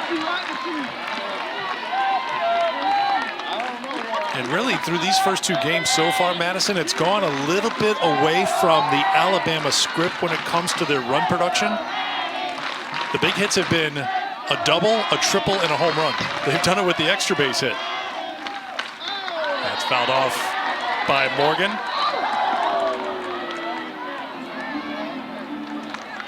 Top half of the 6th inning here in Tuscaloosa Road Stadium. Eric Freed, Madison Shipman, and our crew here. Alabama with a win will advance on to the Women's College World Series in Oklahoma City. For those of you tuning in to see Texas and Oklahoma State, we'll start that over on ESPN News, and then everyone will join us once Alabama and Kentucky are done here with Game 2. 2 runs in the first, 2 in the 4th for Alabama against Kentucky. The Wildcats facing elimination. Morgan, soft liner to 3rd, and that will do it for Alabama. Let's check back into the studio with Chris and Jen.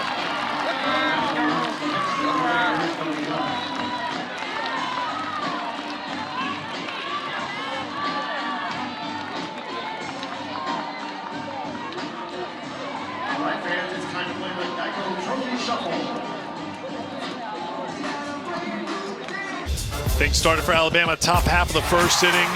First 2 were aboard. Kaylee Tao came through opposite way with a 2-run double, and Alabama was on their way with a 2-0 lead.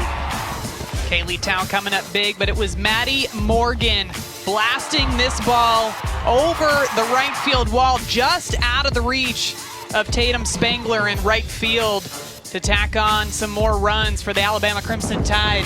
They find themselves up 4-1 headed into the bottom of the 6th.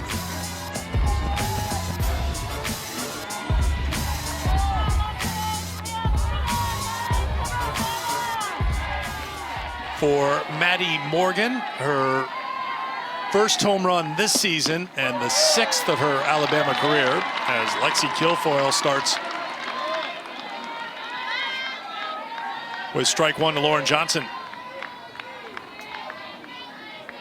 Johnson 1 for 2, singled in the 3rd.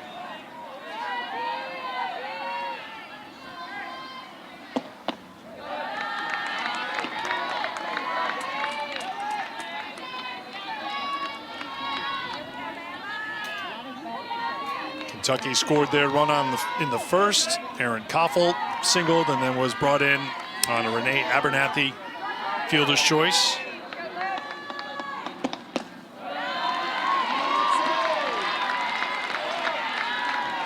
Kentucky would love to get a couple of base runners on here against Kilfoyle, put a little pressure on the sophomore. Abernathy due up 4th this inning. She hit a couple home runs yesterday. Go, Mama!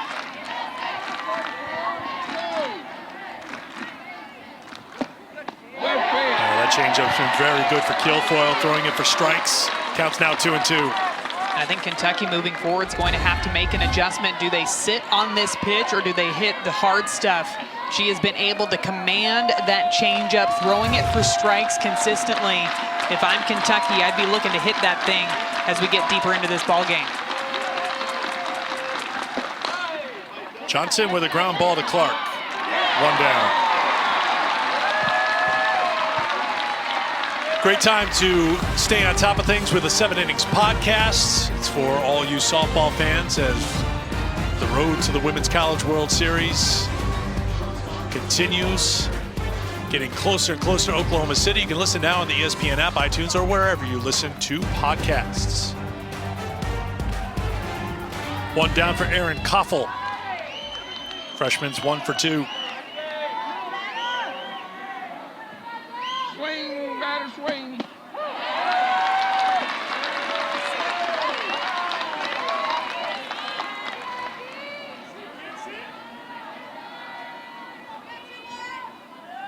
Montana Fouts went the distance yesterday for Alabama, gave up 7 hits, 3 runs, 1 walk. It was intentional, 134 pitches for Fouts, who has continued with her spot down in the bullpen.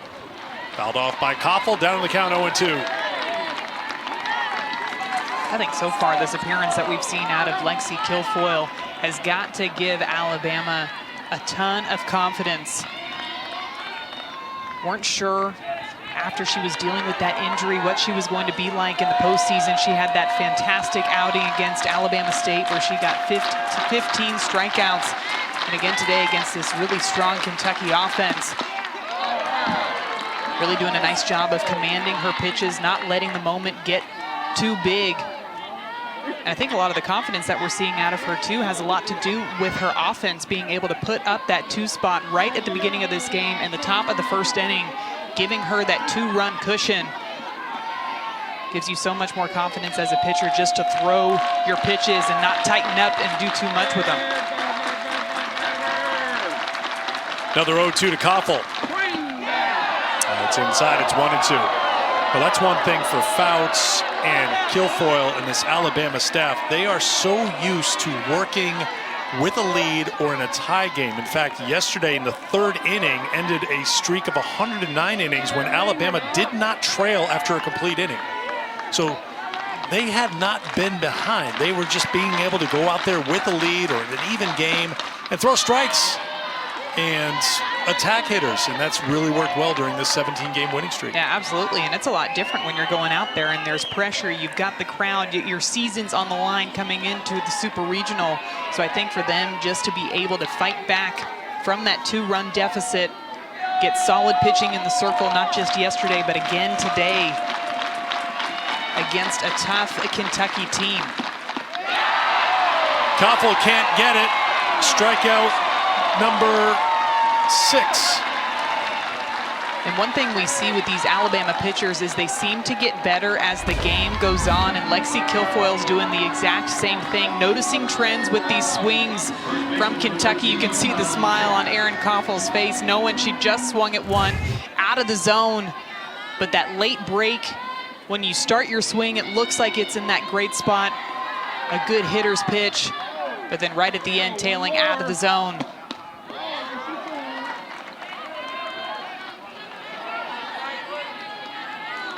Here's Mallory Payton. Payton's 1 for 2.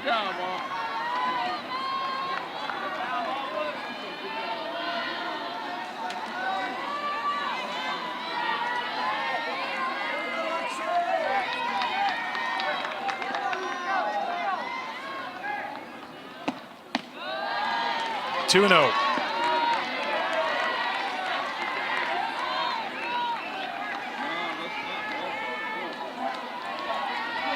Payton singled in the second, grounded to third in the fourth. 1 for 5 over the 2 days, 6 hits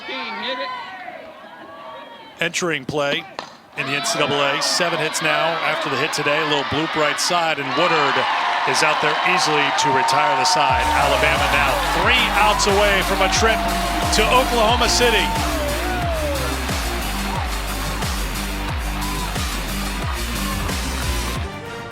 The NCAA Softball Super Regionals is presented by Capital One. What's in your wallet?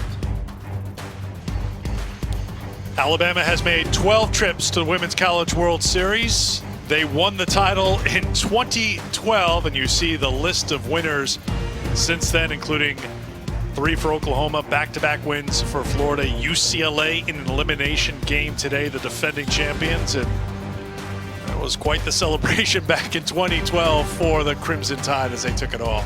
Jackie Traina in the circle was lights out for Alabama. Had some great speed on that team as well with Kayla Bro.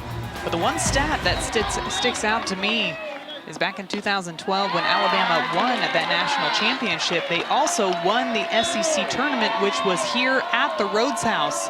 We know that just 2 weeks ago, Alabama won the SEC tournament yet again in Tuscaloosa. So I wonder if that national championship is on their minds as they head into this Super Regional. Abby Dorr pinch hitting for Taylor Clark here in the top half of the 7th inning. 8, 9, and 1 for Alabama, with Dorr leading off, followed by Brown and Mack against Autumn Humes on in relief for Grace Ballman, who came on in the 4th for Kentucky. 2 and 1 to Dorr.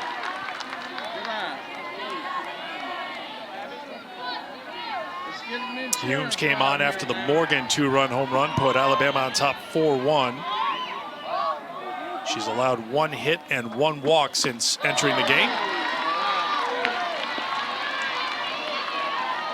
She did a great job yesterday, and she's come in today and continued that momentum that she had in game 1, keeping these Bama batters guessing.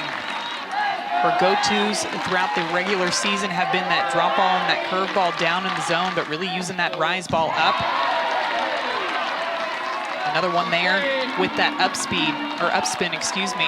So as a batter, you have to have a completely different swing for those pitches working down in the zone than you do working up in the zone.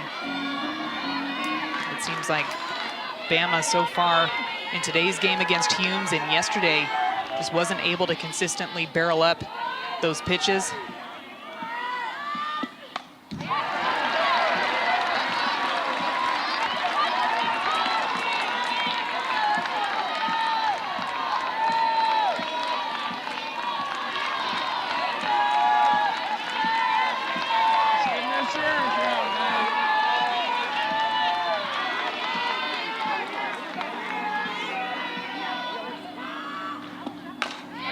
Dorr lifts one deep to left field, but there's room there for Johnson for the first out.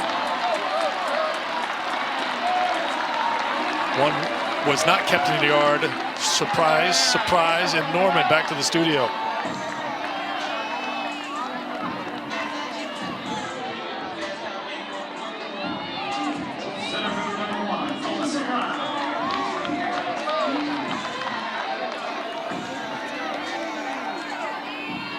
right, Chris, thanks very much. One down here in the top half of the 7th inning with Alyssa Brown at the plate, 1 for 2 today.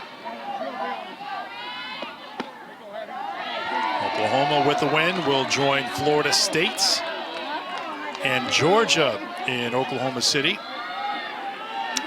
If Kentucky cannot come back here, Alabama will have a spot in Oklahoma City as well.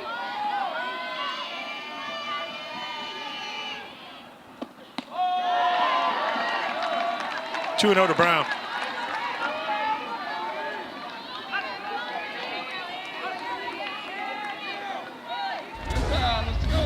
Looks like Humes missed her spot on this pitch. It's supposed to be outside.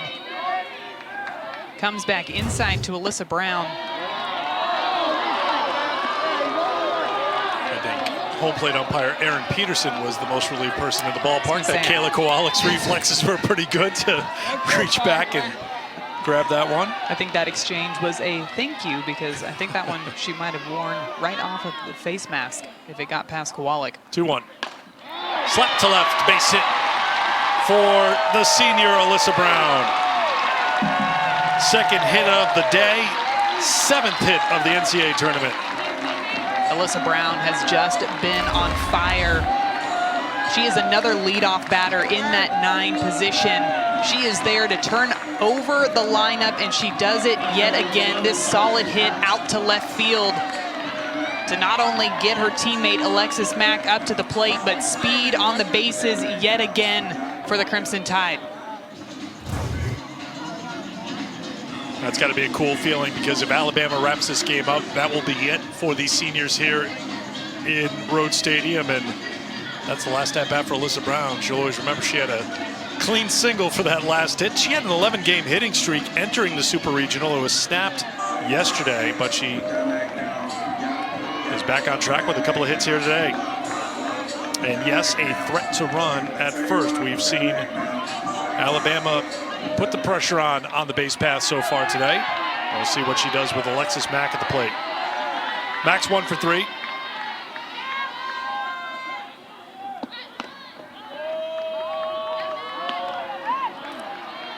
Crimson Tide for 3 for 3 today on stolen base attempts. Mack scored back in the first. Grounded out in the second and again in the 5th.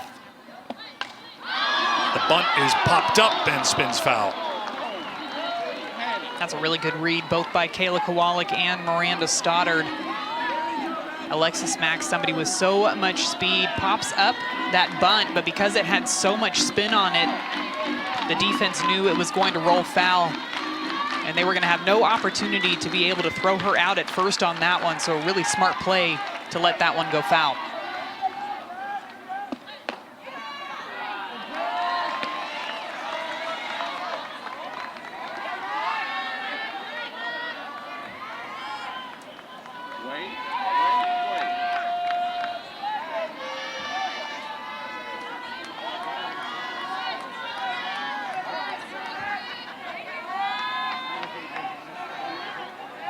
Humes ready with the 2-1. Bunts through it, and it's 2-2.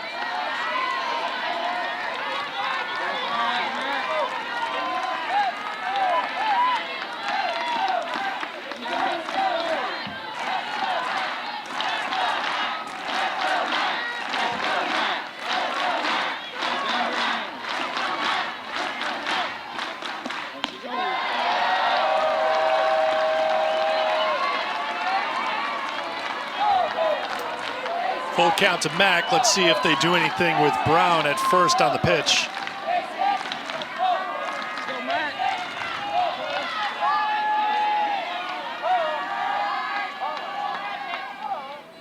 There she goes, and it's slapped down to third. One play, it's at first base. Stoddard, good job to Peyton.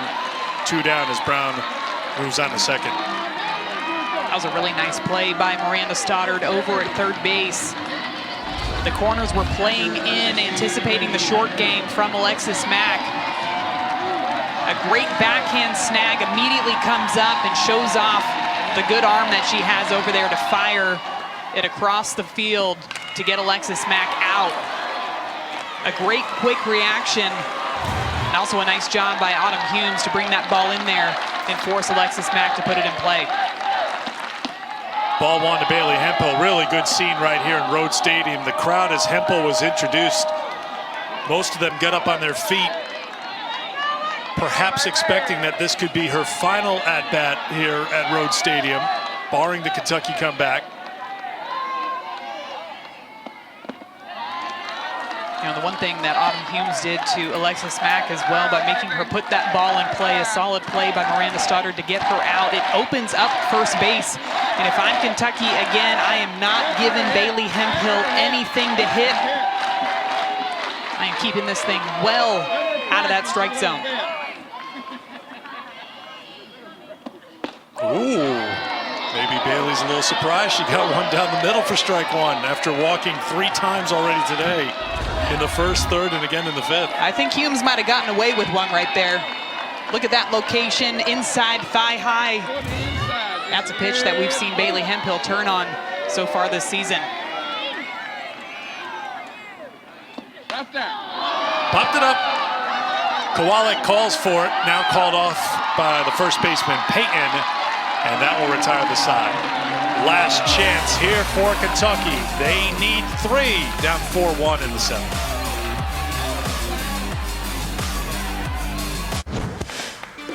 Time for our Capital One player of the game. It's the starter for Alabama, Lexi Kilfoyle. Kilfoyle has shown command of all of her pitches. Great movement, downward movement on that drop ball, but it's that off speed, pulling the string and keeping these Kentucky Wildcat hitters guessing all game long. She's got 6 strikeouts so far on the day, looking to close it out here.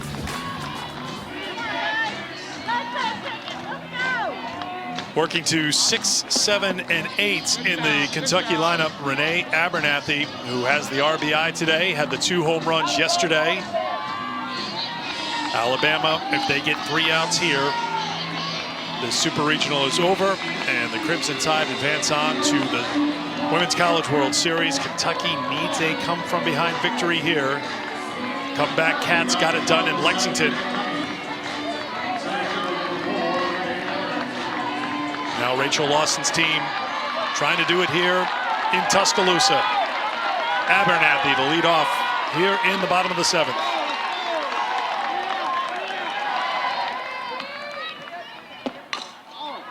Grounded to Morgan. High throw, but in time, 1 down on 1 pitch.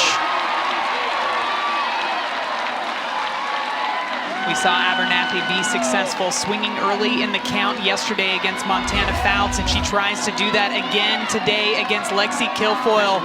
But this late downward movement, she hits it off of the end of the bat. A lot of spin on that ground ball. A good job by Maddie Morgan, making sure that one was securely in her glove before throwing it over to Kaylee Tao at first for the first out here in the bottom of the 7th. Autumn Humes takes strike 1. Humes grounded to the pitcher in the 2nd, grounded to short in the 4th.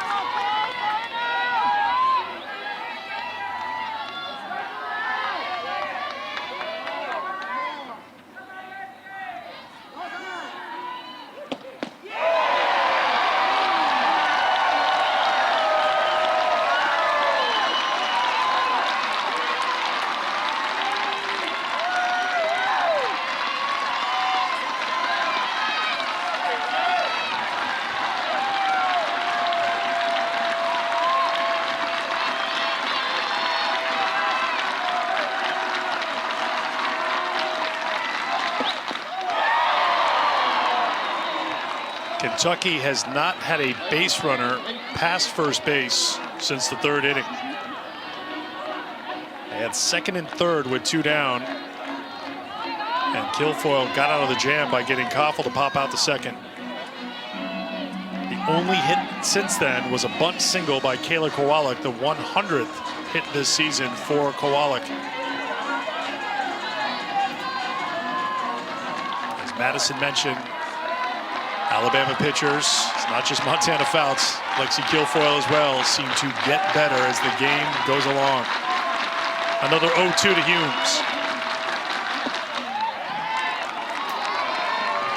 A Good battle by Humes after falling behind 0-2. But Eric, I think the biggest difference maker for Lexi Kilfoyle out there in the circle has been the command of that off speed. That's not something that we've seen Kentucky go up there trying to hit early in counts, but Kilfoyle's been able to get ahead early by consistently throwing that pitch for a strike.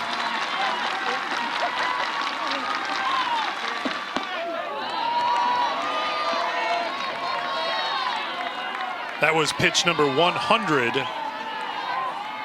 for Kilfoyle.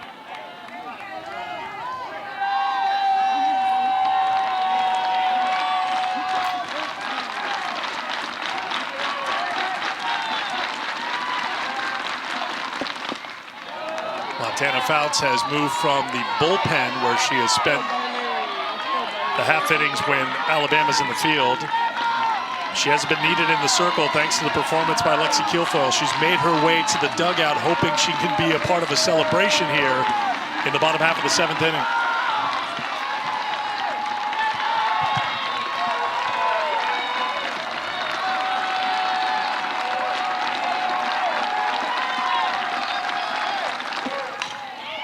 Humes to Clark, 2 down.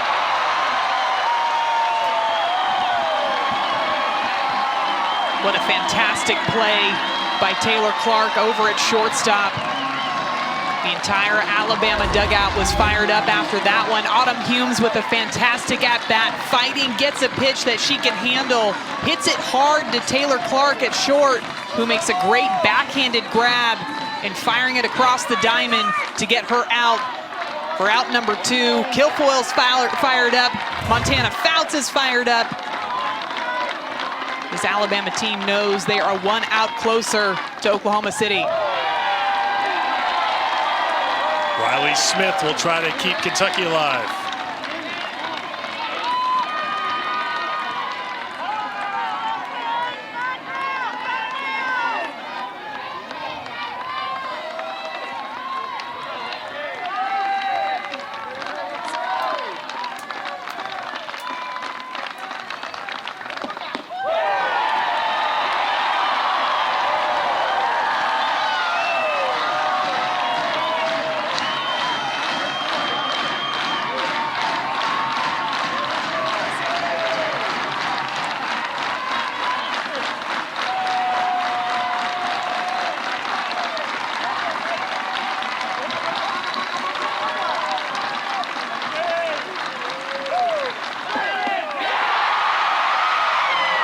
Alabama does it. The Crimson Tide roll on to Oklahoma City with an 18-game winning streak. For the 13th time, they're headed to the Women's College World Series.